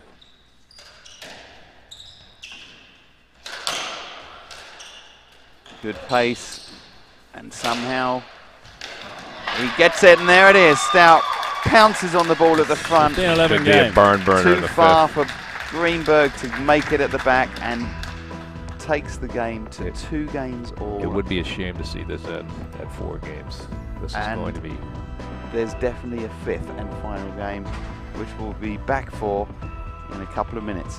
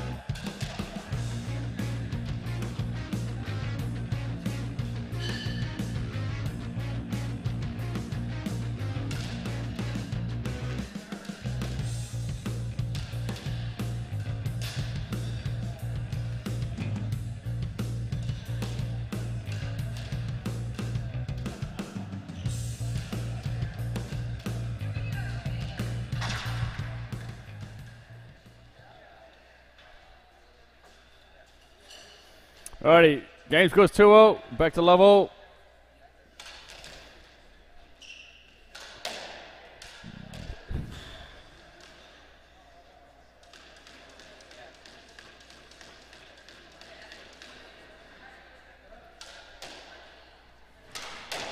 And so here we are, right in the thick of it at 2 games all in this 3rd quarterfinal match at the 2018 O'Reilly with Cokes on board next to me in the commentary box, and even Stephen at the start, because both of these teams are +2 handicapped. So it started at Lovell. Greenberg, Zimmerman getting the first point on the board. Controversial shirt change right at the outset, I noticed.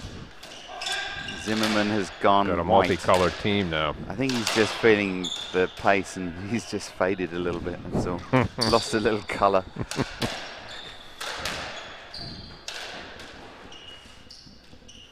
And it looks like the ball may have burst.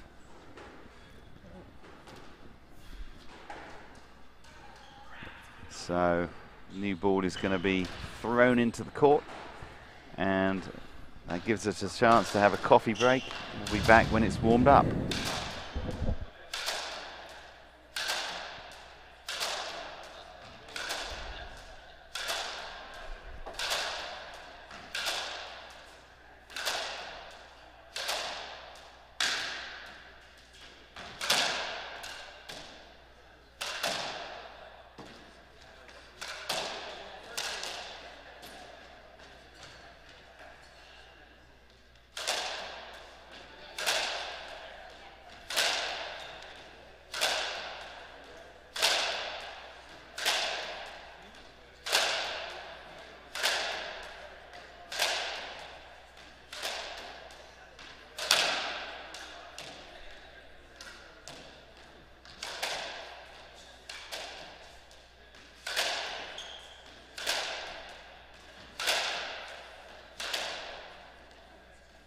All right, 1 love.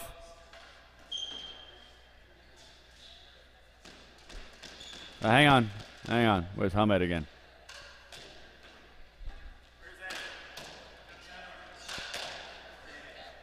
Is Hamed back there again?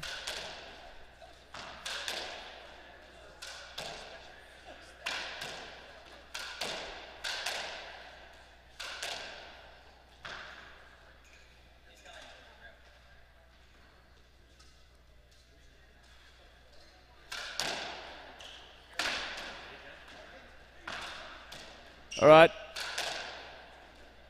1 love.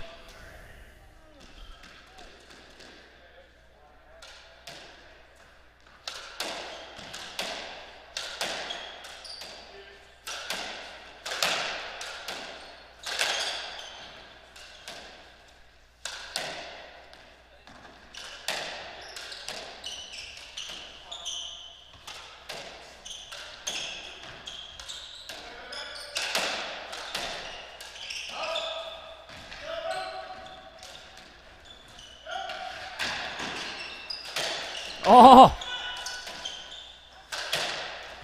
Oh! Pretty good.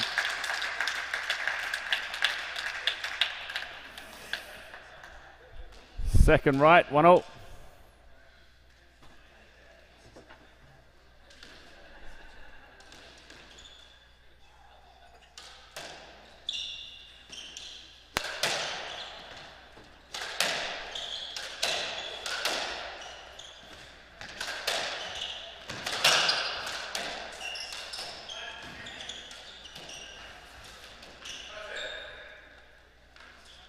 Two, 1 left. 2-1.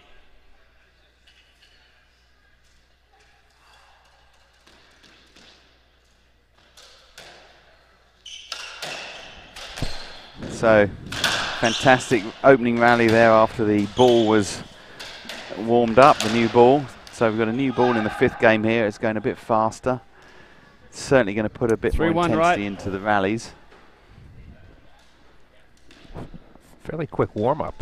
It was a quick warm-up, wasn't it? It didn't give us much time to sneak off to the bar and consume that litre of beer that we wanted.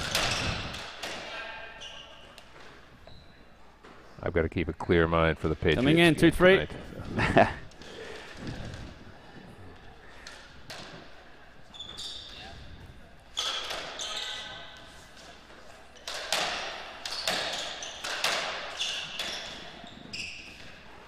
I want to thank Aaron Zimmerman for his tweet a few minutes ago. Just 2-3. Just reminding us of the athletic prowess of Andrew and Jordan.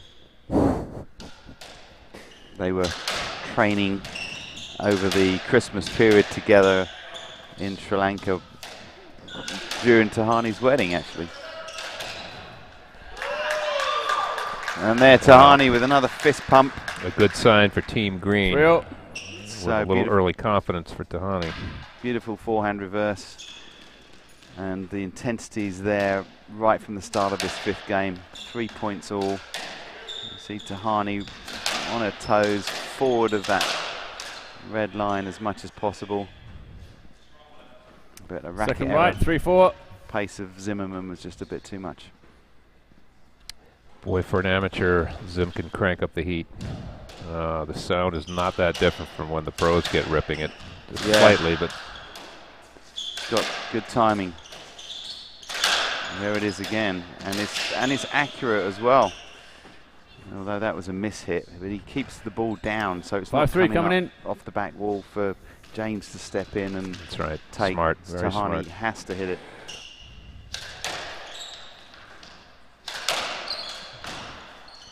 It's fast. Oh, fast. man. Oh So boy, good. Unconscious Zimmerman, look at Good, that. good. Fantastic play. 6-3. Just flattened As it. they say in Philly, he's in the zone. He is in the zone He's right zoning. now. And when he's in the zone, and you've got Jordan who's steady Steady as Eddie. a rock on that right wall. Where do you hit the ball? James and Tahani got to find that space. There's some great pace there. Wow. Just snap the racket there. Second left, Too 6-4. quick for Zimmerman. And Left.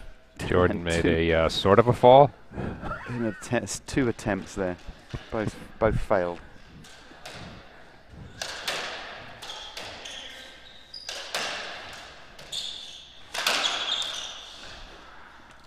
Okay. James So is starting to take over Coming a in, bit now. 5-6. Yeah, James seen a bit more of the ball there, and Zimmerman's drop shot to the front left sat up for him nicely.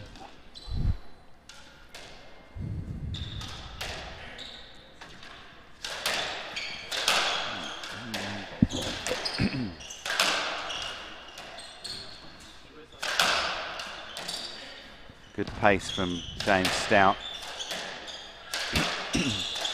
Tahani quite happy to belt the ball hard cross court. Ooh, And there's an error from 6-0 left. an Jordan. uncharacteristic Ball error. bounces high, and I think it caught him by surprise. He was going in low, thinking it was going to hit the nick. Misjudged it.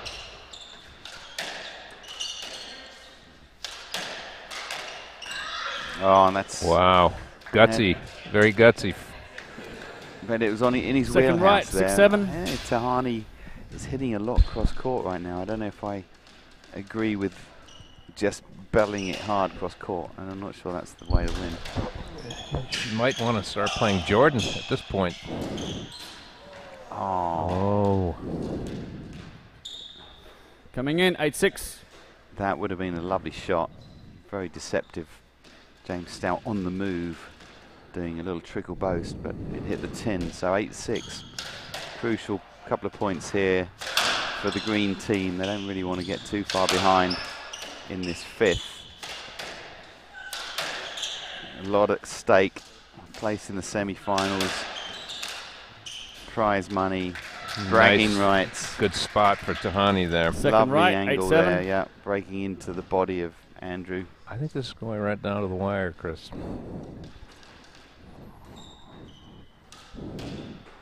Certainly looks like it.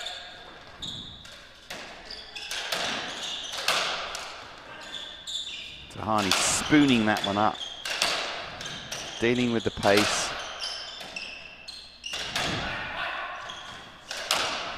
James getting on that ball, calling Tahani off, taking some pressure off her, and now he's got control.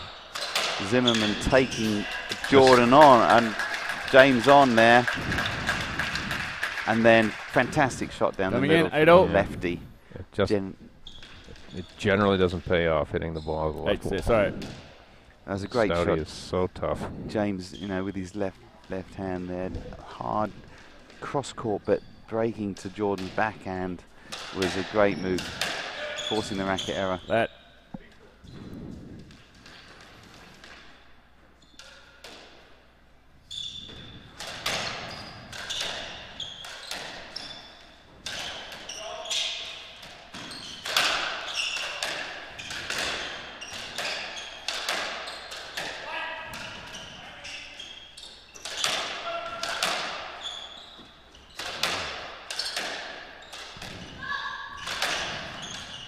James still on his toes, even though he didn't see many of those shots. Try.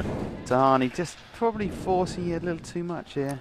A moan from Stout the left, 8-9. faithful in the crowd. I think there are a lot of club members pulling for Tahani. She would be believe the first woman to make the semis.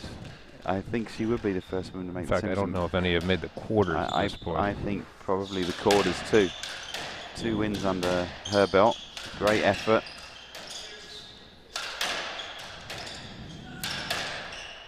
And Andrew just lobbing it back to her here. Smart for Andrew to take a little pace off. Let.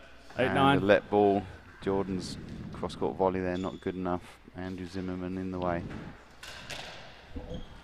So 8-9, Stout serving. Everything to play for in this 5th game.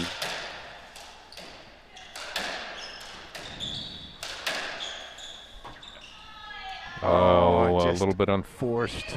She's done that a couple of times. It's just that control, putting pace Coming on the in, ball all 10-8. the time. She's got to control her nerves. Got to stay focused, that's right. Here's where Stouty can step in. Keep her calm. Too cheap. Too cheap. 11-8. Nothing is more of a momentum builder for a team that the recipient of those easy errors. Right. Yeah, James is probably saying, look, just hit the ball up high. Give yourself a bit of control here. It's not just hard, hard, hard. But you notice that Zimmerman cleverly took a little pace off. Started 11-8. floating some high balls to the right. Yeah. Sensing that she might cough a couple of those up. Let. Ouch. So we would have smelled burning flesh if he had hit that. Andrew happy with a let call there, I would think. He was puckering.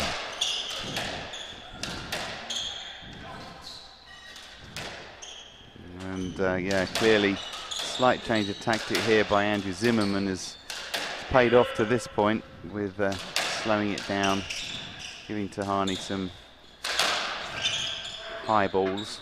Let. 11-8 right. Another let there as the ball comes into the middle of the court.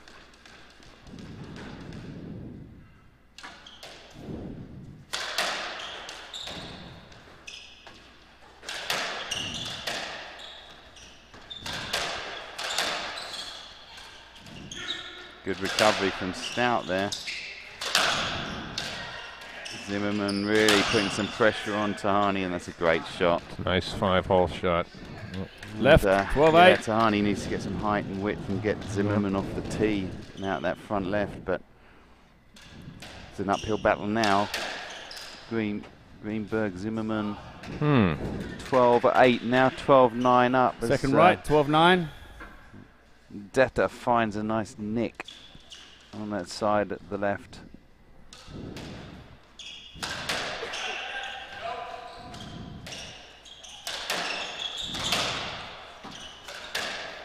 Keeping James honest over there.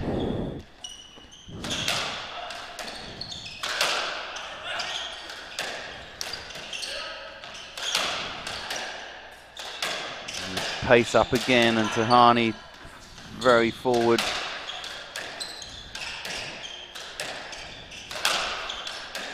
James getting on the ball a bit more now, which is good news for the green team. Bit of a frantic rally, and James calls her off. On the right, 12-9. James calls her off. Oh, a let? Oh, and he's called a let. And well, that happened really quickly, didn't it? I somehow missed that, but there was no argument from Team Gold White. White gold. Sand. James.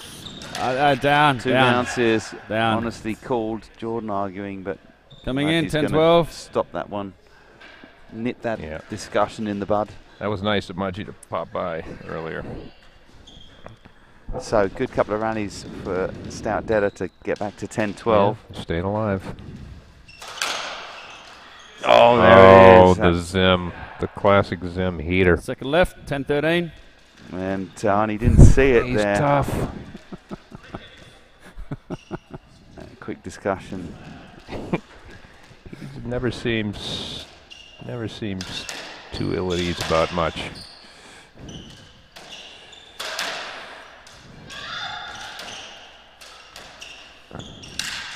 Oh, well picked up there. Stout recovering fantastically there. Oh boy! Forced error under pressure. Just didn't Coming quite in. connect well Coming as in, he 14-10 spiraled match round. ball. Thought So, he had the guys back. 4 behind match the tee. balls for Greenberg Zimmerman for a place in the semi-final.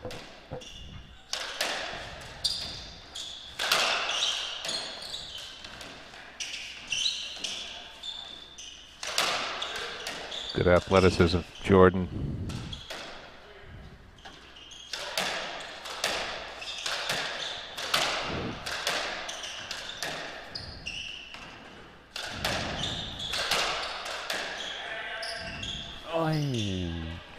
Let. And 14-10. Zimmerman calling the pro off the ball there. And then asking for let.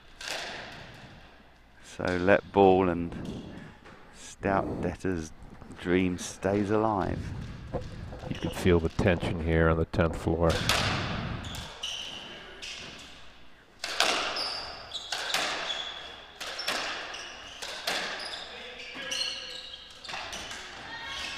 James quick to pounce on that, as you saw. Like a big puma. And Zimmerman giving it the air again. And that's a... Oh, Zim. Boy, did he get away with that one. If it's a 14-10. let. That could be a Match stroke. ball I left. think he's hit it back. He's not... That's a stroke. Oh, my word. Call was let. That's a surprise, but probably looks different. He may have framed it just a tad. Different in 3 dimensions. So the big kid from Adelaide agreed.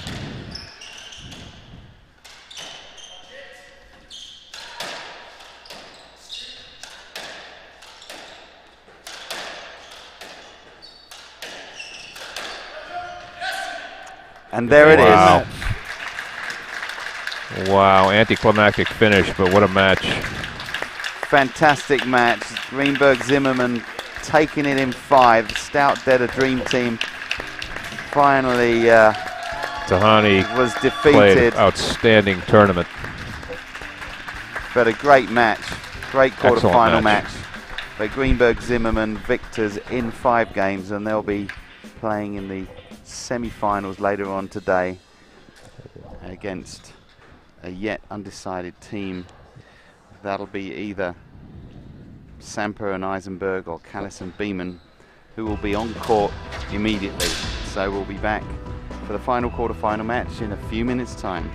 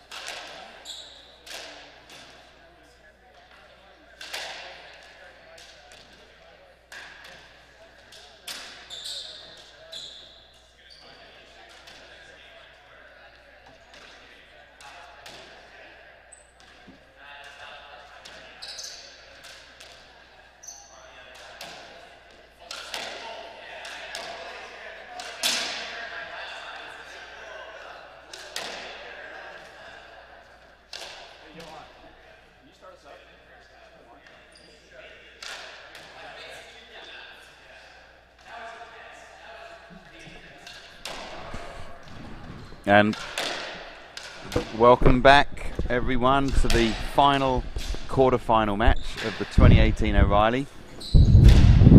This matchup, mouth-watering as it is, Chris Callison and John Beeman against Bernardo Semper and Dan Eisenberg. The handicap is +1 for Semper Eisenberg, +2 for Callison Beeman. So it'll start off at 1-love, Callison Beeman, and Come on, let's go. Callison and John Beeman having come through from qualifying on Friday. Johan. And Stout. joining me in the commentary box for our second session at the mics this weekend, Ahmed Anvari. All right. Yeah, it's good to. This is going to be a good one. Last quarterfinal of the Good day. final one. The last match was Team in great. We blue, almost had Bernie Semper, two Dan birds with one Eisenberg, stone. team Your in Friday Cinderella story team, Chris and Callison, our first woman like in the Lieutenant final. Brown or something. And Tani John played Beeman. very well. What are the handicaps, guys? Yeah, that's a fantastic game. Yeah, that was a really good match. Good enough quality to be two. the final. And Yeah, then that +1. was. Okay, so you guys so are now, starting I out think at the 1 refs and love. line judges are in Best place. of 5 games. I've gotten a lot of texts about my predictions. They all want to know my predictions for. Do you have any predictions for this match? No predictions? None yet for me. Oh, okay, you're gonna wait till it's I like predict it's going to be super, super chippy. I predict Beeman will argue no less than 4 calls. in the first game. Well, the first 4 calls. Let's say 2 what love. the first 4 calls are.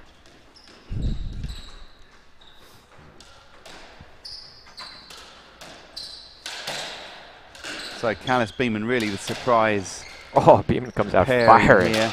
2 straight overheads. Let. Right. 2 love. Yeah, Callison Beeman's the dark horse team. Chris Callison been on great form, and John Beeman, since the first game in the first match, has found his form 3 as well. love.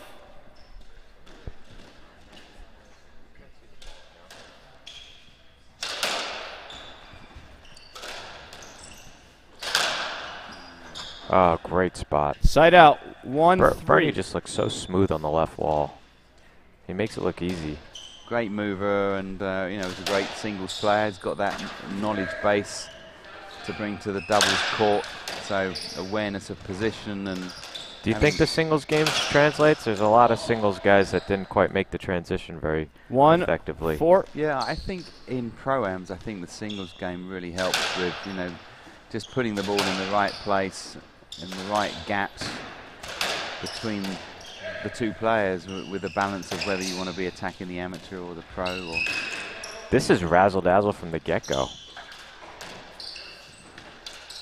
You got Beeman shooting. Everyone's shooting. great intensity. Yeah.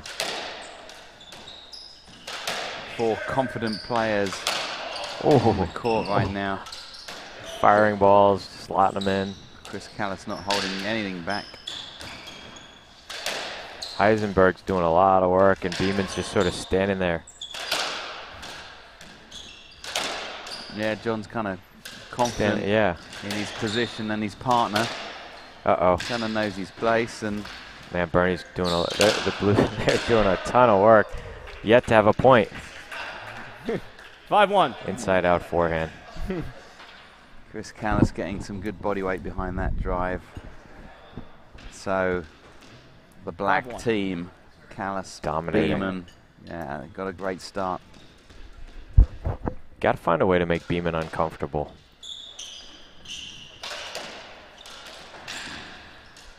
Chris, wow, 6 perfect start. 1. That's always a nice feeling. Get the little jitters out. Now Beeman's gonna feel, yeah, he's feeling confident. That was 6-2. the floor. There's the signature bad shot. Yeah. John Beeman's the floor, but it could just as easily have been a rolling cross-court nick or something. Nonchalantly making a good racket get.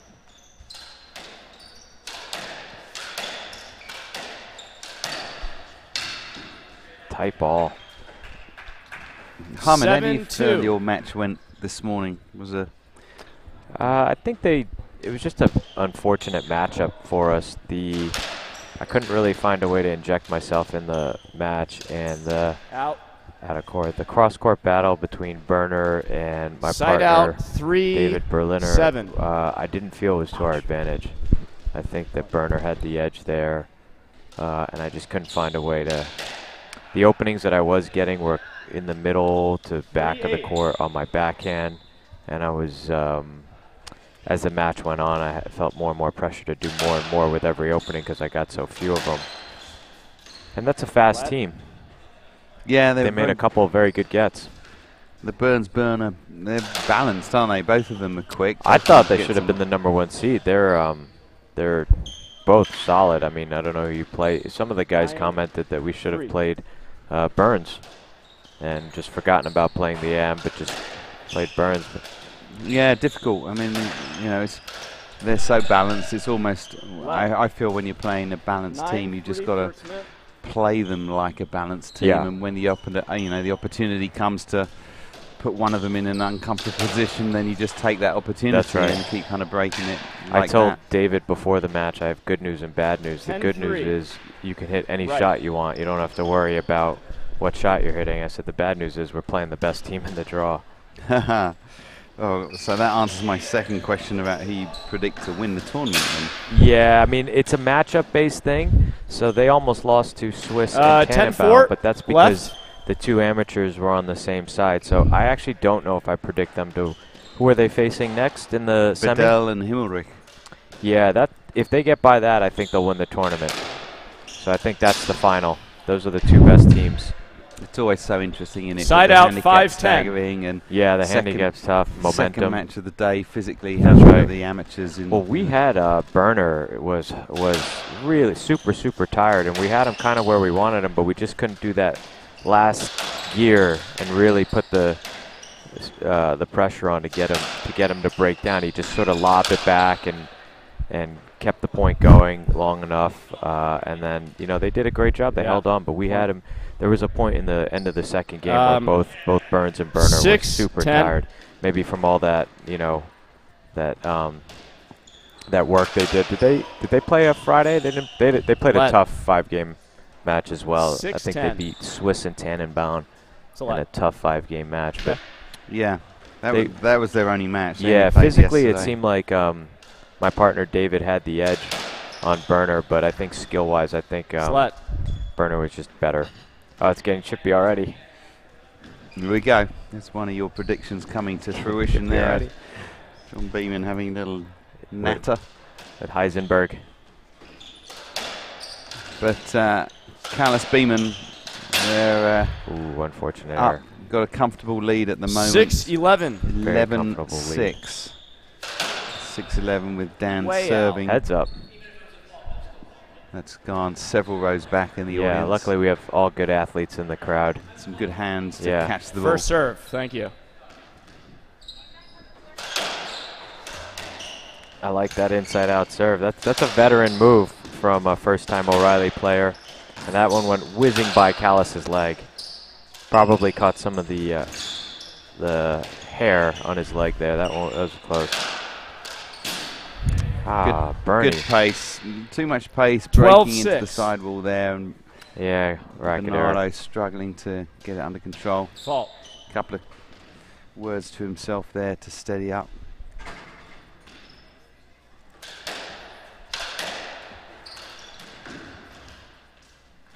Oh, brutal. Clever shot there from Chris Callison. 13-6. Boast, which is just running away from Bernie, and then is a little bit late for Dan to get on it.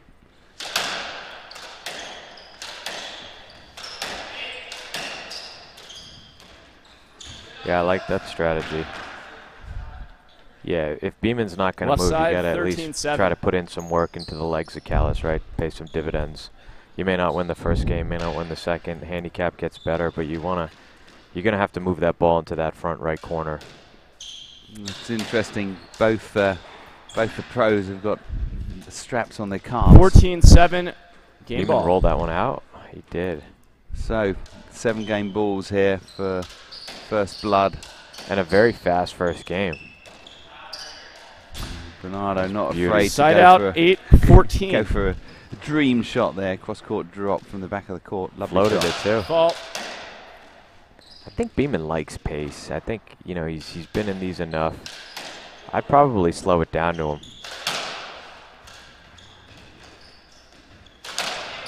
And ironically, I think Callison probably hasn't played left wall enough that I'd hit a lot of pace at him. Good point. I think we just dealing nip with pace. Eisenberg there. We'll play it again.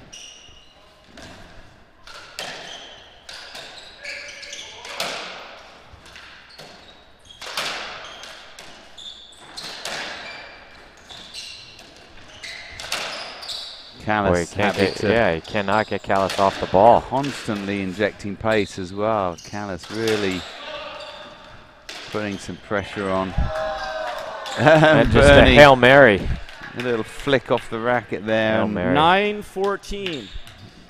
Reverse from the middle of the court. Not easy to play that one. 9-14. What's the biggest 15-9. deficit you've come back from in a single game? Well, just for answering that question, Callis Beeman taking the first game 15-9. A few highlights of that while I consider what the biggest deficit is I've come back from. I think it was, well, one that I remember was a Briggs Cup match. Oh, you can go back to your PSA days too.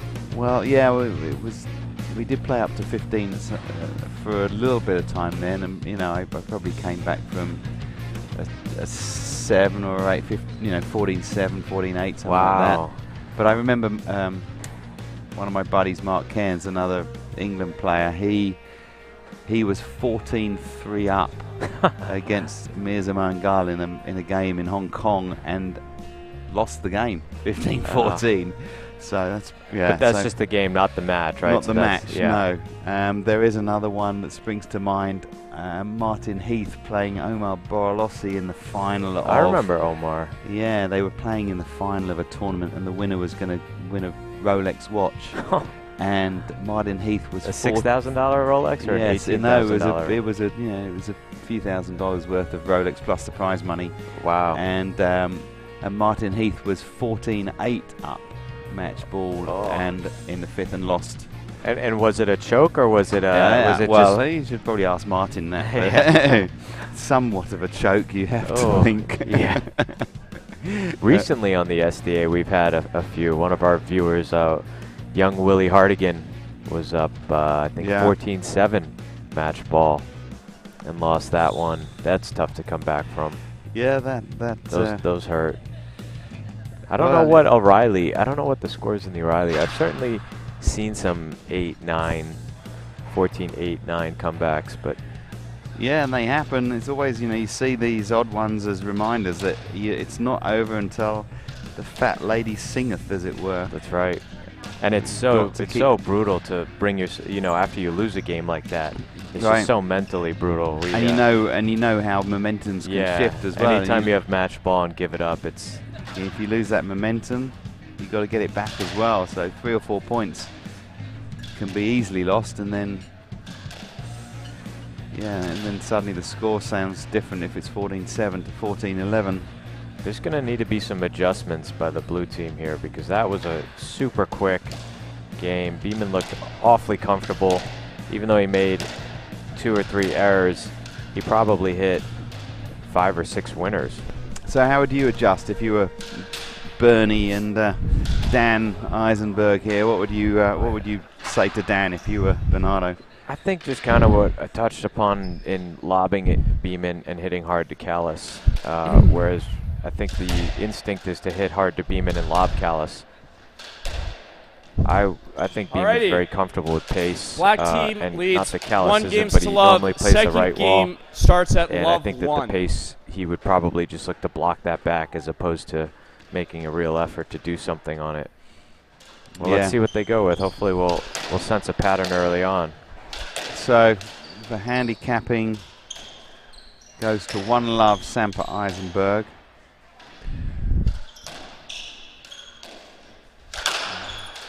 This is the Chris Callis taking the role he was in the last half of the first game. He's ubiquitous on that court. 1-all. So Eisenberg put the ball up short. Beeman didn't even move. Callison went over there and smoked it, and then Beeman hits a winner because he's just fresh as a daisy. He's just been standing there. Yeah. Holding his going position. for his shots. Wait, when you got a player that's as mobile as Chris Callison, and also, you know, just a great player. And this is a bad sign. Eisenberg's feeling the pressure of having to do something when he gets the ball. I think Bernie should settle him in and, you know, just tell him he just has to be out there. Look at him going for both. Another winner. That's a pretty good shot. He's on fire. Right. John Beeman 3-1. finding the nick there beautifully. He's on fire. And no messing around. 4-1. Oh, this is just rolling through it. Just straightening his strings out for the next winner.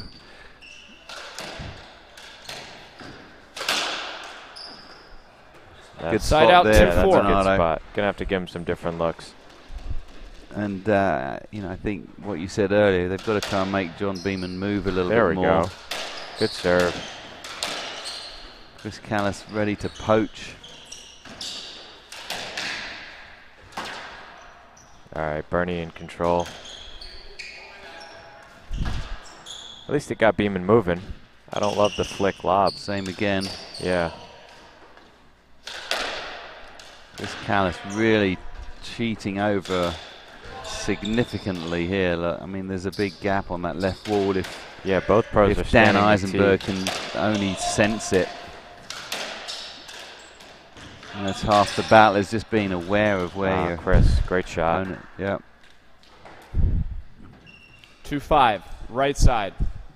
Can't give Chris Callis time at that front right.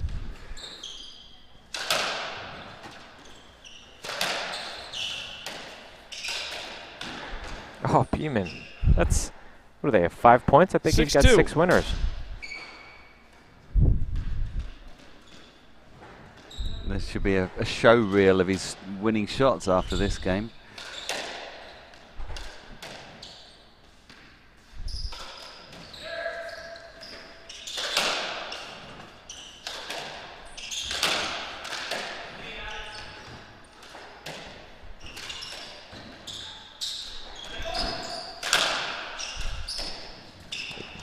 What do they got to do to win a point? Well, there's a few times from what I've seen here, you know, Chris Callis is really across Everywhere. to the right, and he's covering John a lot. I think they got to He's keep quick Chris. enough. Seems that he goes back and look at that. I mean, Yeah, that's a good shot there, but I think they got to play the left wall a tiny bit more. And there's a string gone. Bernardo walks past the commentary box, not looking too happy at the moment. I mean, what do you do? Honestly, this game, yeah, we got a shot of the crowd, sort of filling in spurts. 7-2. What do you think of the strategy of, you know, the rest of this game? Maybe hitting everything to the left side, just to get Chris off that tee. I think Dan needs to be aware that a Yeah. couple of cross courts would be smart. 7-2. Because Yeah. Chris Callis is cheating across to the right a lot, and really, you know, getting a lot of the balls there.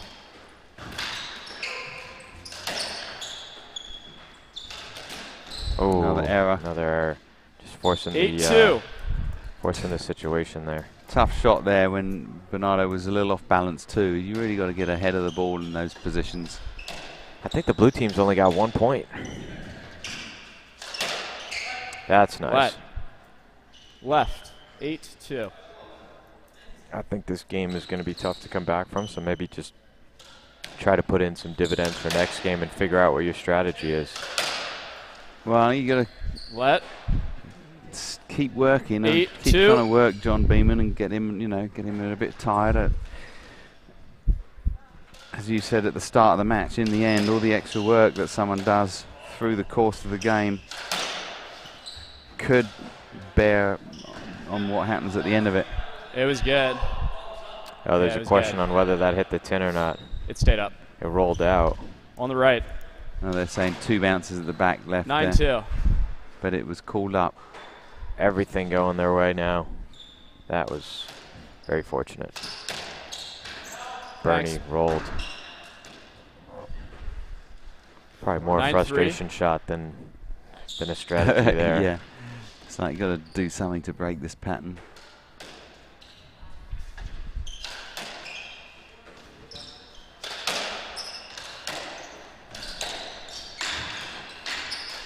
Eisenberg with a diving get. Blue team, so much pressure. Never get sets or comfortable. A couple of poor choices here by And it ends in an error. by the blue team, or the 10-3. what colour that is, purple Right. blue. Yeah. Unfortunate error. 10-3. Oof, wow.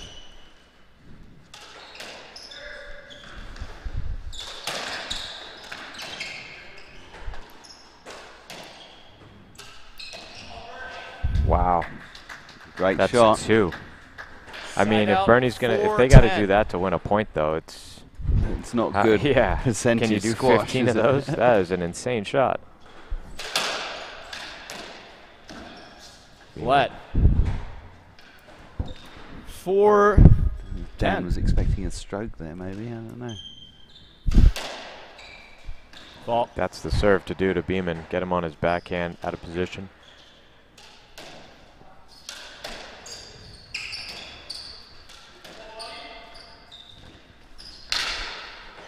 A good dig. Yeah.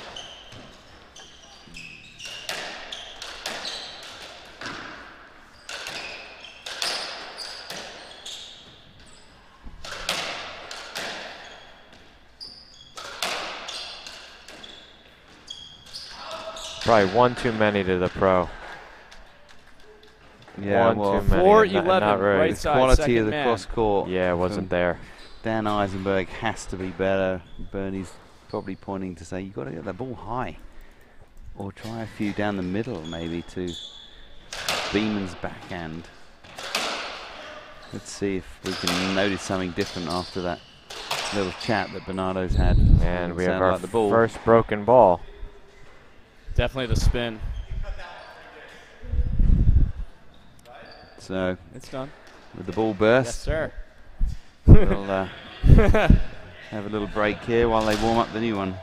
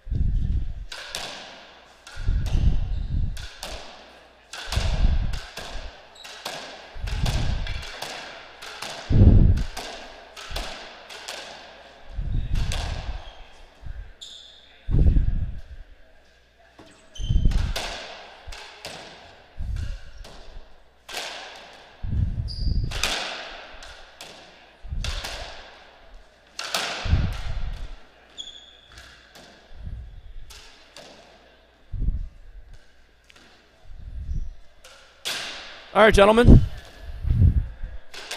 It's 4-11. Right side, Mr. Eisenberg. Well, the ball's warmed up and we're back in 4-11. action. So will this change the ball and the extra speed it adds to the game make a difference in the outcome of this second game? Ball breaks in the pros are usually momentum turners, but Beeman starts out where he left off. Yeah, Side that's a out. pretty sweet volley there. 12. And just no way around him. 4. Got to go over him. Yeah, that'll be Yes, let. 12-4. So 12-4, pretty decisive stuff. Ahmed, what do you think? Yeah, I like, that's the one. That was great. So Heisenberg 12-5. hit a cross court. I think you gotta, you gotta sort of pick one corner, one guy, one strategy. And maybe for this game, So they're not invincible. Finally, an error. 6-12 coming in. The forehand of Chris Callis.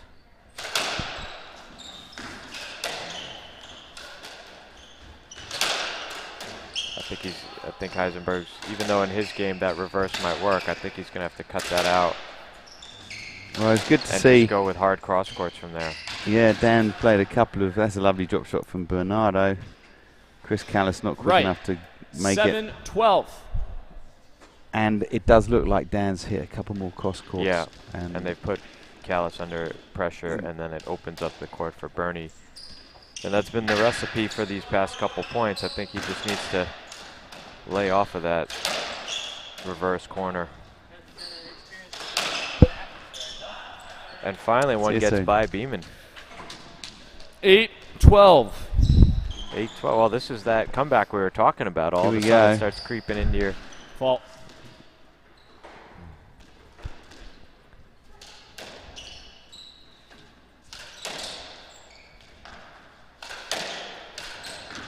Beeman going for it. Let's see if,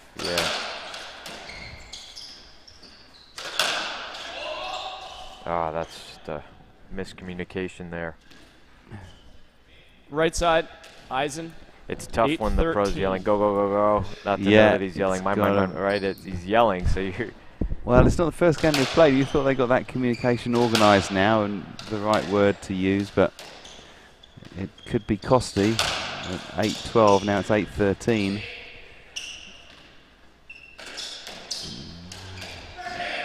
Lovely shot there from Bernardo. Flying Bernardo. The flying Colombian. I like that shot myself, actually. Sort of that time in the air gives you a moment to think. You're all to yourself. Think, what am I doing in the air? Beeman, incredible. I thought that was 2 Eisenberg bounces. thinks he got it. Yeah. I don't think so. Thank you. The call 14-9, game ball. So as you say, ball's called down. So Phil 14-9, 6 game balls for a 2-love lead here for Callison Beeman. Some glimmers of hope for the blue team.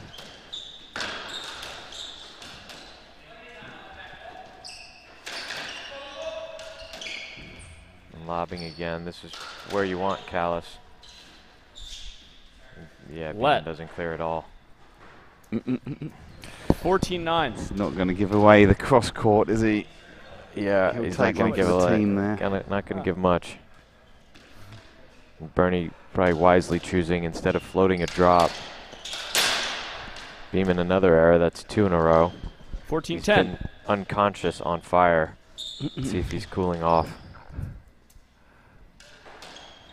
Well, maybe he's complacent with the 6 game balls. I don't know if it's our fisheye camera, but every time the ball goes to the back of the court, Callis is staying on the tee too. Neither one of these guys moving much. Nice cross. That I like. Yeah, got to keep him honest. We'd have a match if they keep playing like this. Because Callis has nothing but defensive shots from back there. Yeah. And then it's opening it up a little bit. Maybe they've just discovered that they can stay in the game if they put the ball in the back left. And a great get by Bernie. Nice flick cross court. Lovely touch. Got it with here, interest too. Yeah, Side that's out. not easy. With the top of the 11, strings, you get a lot 14. less feel right than the sweet spot. And he I think there's a did a triple wonderful boast there. job. Yeah. 14-11. Let's So see. still hope here. The inside out serve.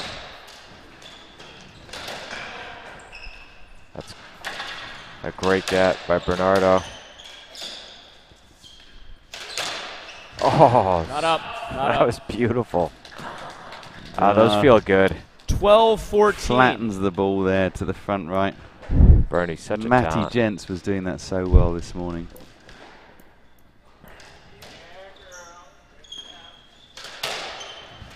So 14-12. It's their 4th game ball, Callis and Beeman, but none converted yet. But there it is. Wow. 15-12. Nice, beautiful kill from John Beeman. Brings them to 2 games to love. A more respectable score. And 1 step away from a semi-final girth.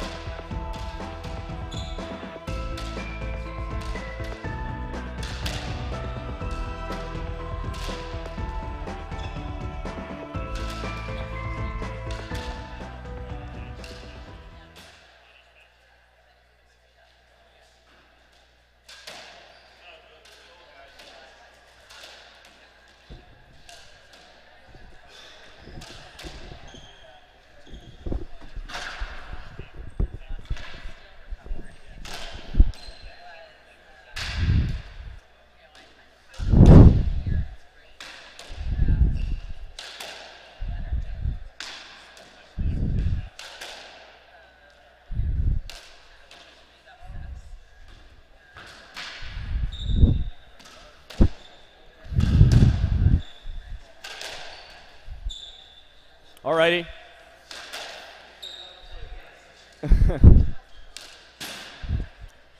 The team in black leads 2-0. Third game starts -1, +2.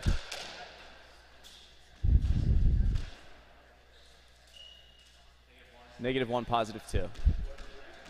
-1, +2.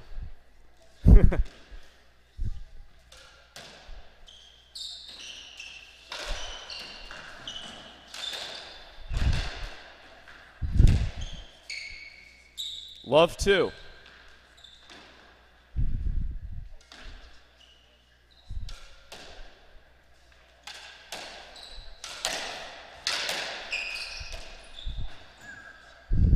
One, 2.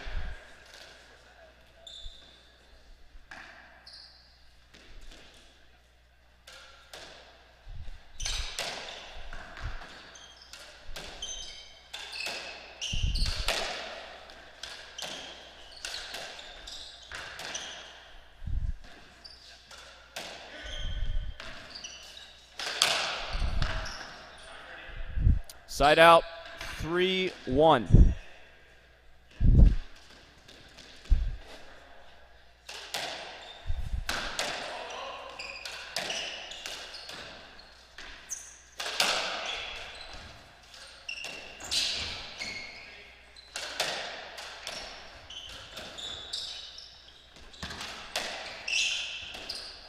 Out.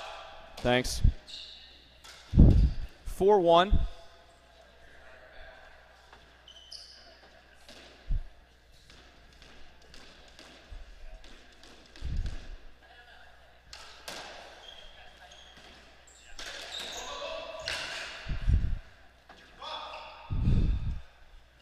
Left.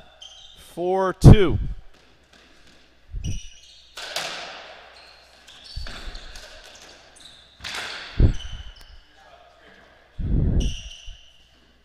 Three, 4 coming in.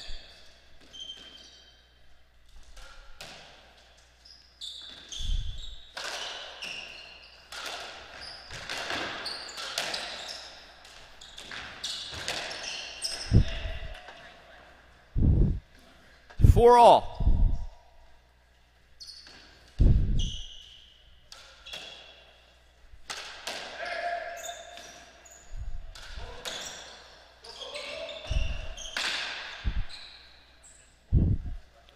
Left, 5-4.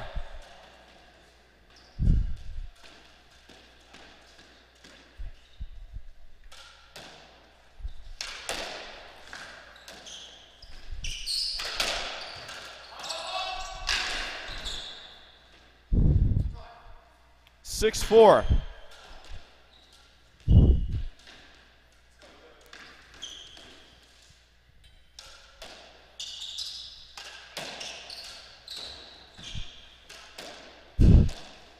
Seven, 4.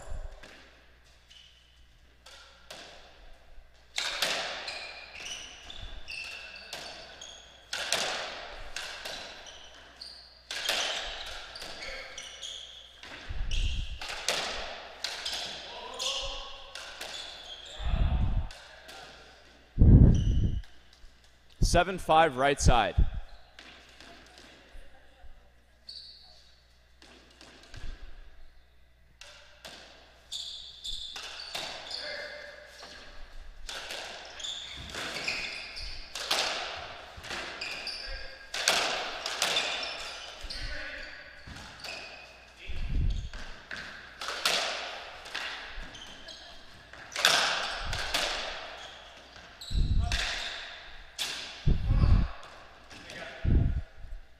Good. 6, 7. Coming in.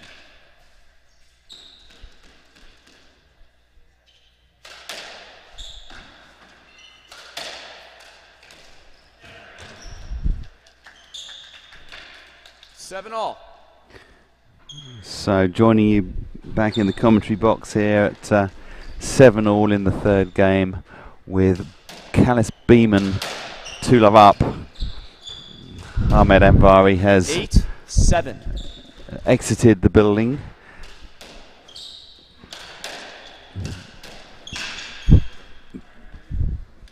9-7.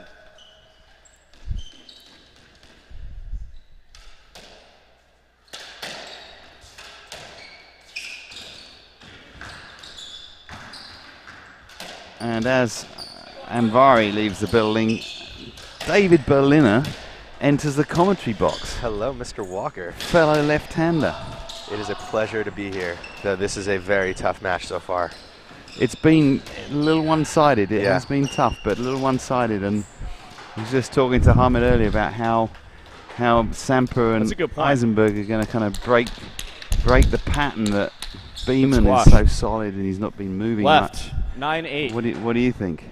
You know, it's tricky because the angles that you have to sometimes hit to get John moving back and forth, you know, front and back, you open yourself up to Callis covering the front right. You open yourself up for Callis taking in the back right, but otherwise he just gets to kind of run around. You know, Side out. Callis kind of thrives off 9 all. of the pace and the openness, and he could just hit shots on his forehand and backhand from anywhere. Like, I was thinking, you know, Dan going up to the front and hitting straight back to John, who's behind him, isn't really doing much. Maybe trying a different angle, maybe a Philly, just something to get John a little bit uncomfortable. Just otherwise, he's, you know, John's on the red, hitting his reverses, and, you know, they're rolling pretty Coming good in. here. Nine. What do you That's think? it, isn't it? Well, I think you're right. You know, if I was Bernardo, I'd be trying to move Beeman a little bit and also use, you know, try and get into the rally as much to make Beeman hit more balls and just give him a few different pace balls. 10-9. The more open the play, Chris Callis is much more comfortable whizzing around at 100 miles an hour. Yeah, And he's very creative. He's very happy doing Very that. good with the racket, and he, you know, and it just it happens too quick for Dan to deal with. Right, And Bernardo cannot cover the whole court.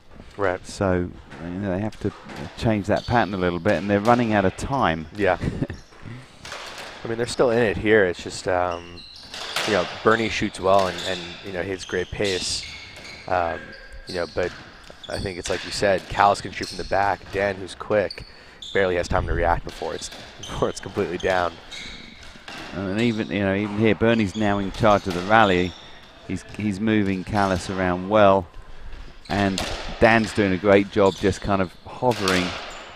But there's Bernardo just trying to make Beeman move a little bit. It's difficult because John knows that Chris is going to cover certain areas. Oh, great shot from Dan, and the reaction. There we go. I think he almost hit the strings there. A good punch in the air, and I think they've obviously John been talking and left, trying to find a good 10-10. tactic, and I think they might maybe be going to the I formation. yeah. Look at this, the Eisenberg formation. Certainly not. I have never So seen you leave the critical time ground. of the match. Left, man. John. For do or die for Left, Semper John. and Eisenberg at 10 all and in the third game, 2-love down. Yeah, I know everyone here wants to see a fourth game.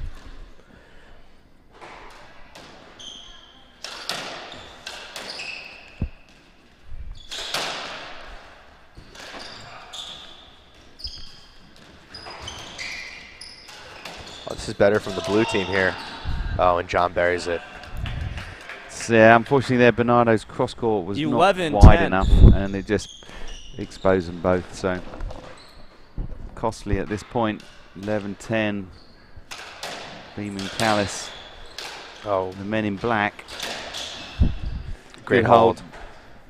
Yeah, simultaneously in the commentary box. 12-10. John. Great Yep. hold there from Callis, and Bernardo really forced to cover one of the winning positions there.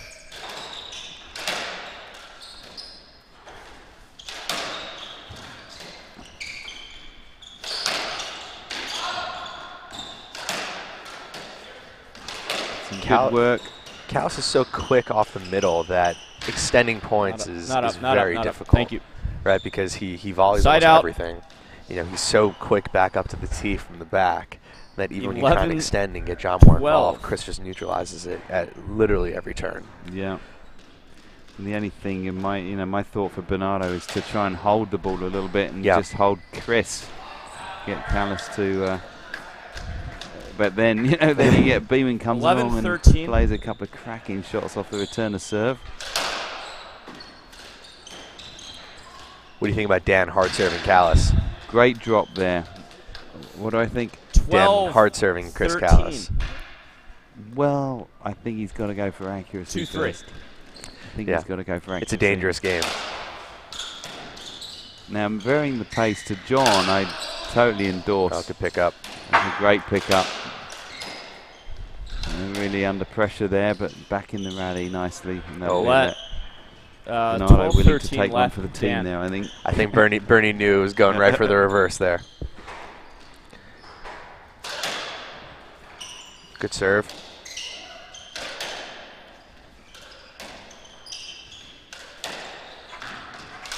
Oh, I think that hit John Dan's Beeman not racket. holding back on that reverse, and just as he hit it, it's the racket. It hit Oh, the okay, Everyone we're all alright? good. So Everyone all right? No Good. bad there. Actually, Dan Okay. did give him that 12-13. reverse angle. It's just the racket caught the ball. But that's what you have to do with John. You have to make sure that you're Could be pushing wet. up in front. Otherwise, he'll nail the reverse on you. Could almost be a stroke there. It was out. Mudgy. Wide You can tell. serve. Second serve. Second serve. I don't think we've seen any double faults this weekend yet, have we? No, That's double normally my faults. job. It used to be more possible on the court old when court. it was a lower ceiling. Yeah. Now, Dan keeping Chris Callis honest, and I think that just in the slow motion just clipped the tin. Side out. And Ooh, so it was there. 12 huge match point ball. there, but now it's 14-12, 2 match points to Beeman Callis for Here we a go. 3-love win into the semi-finals.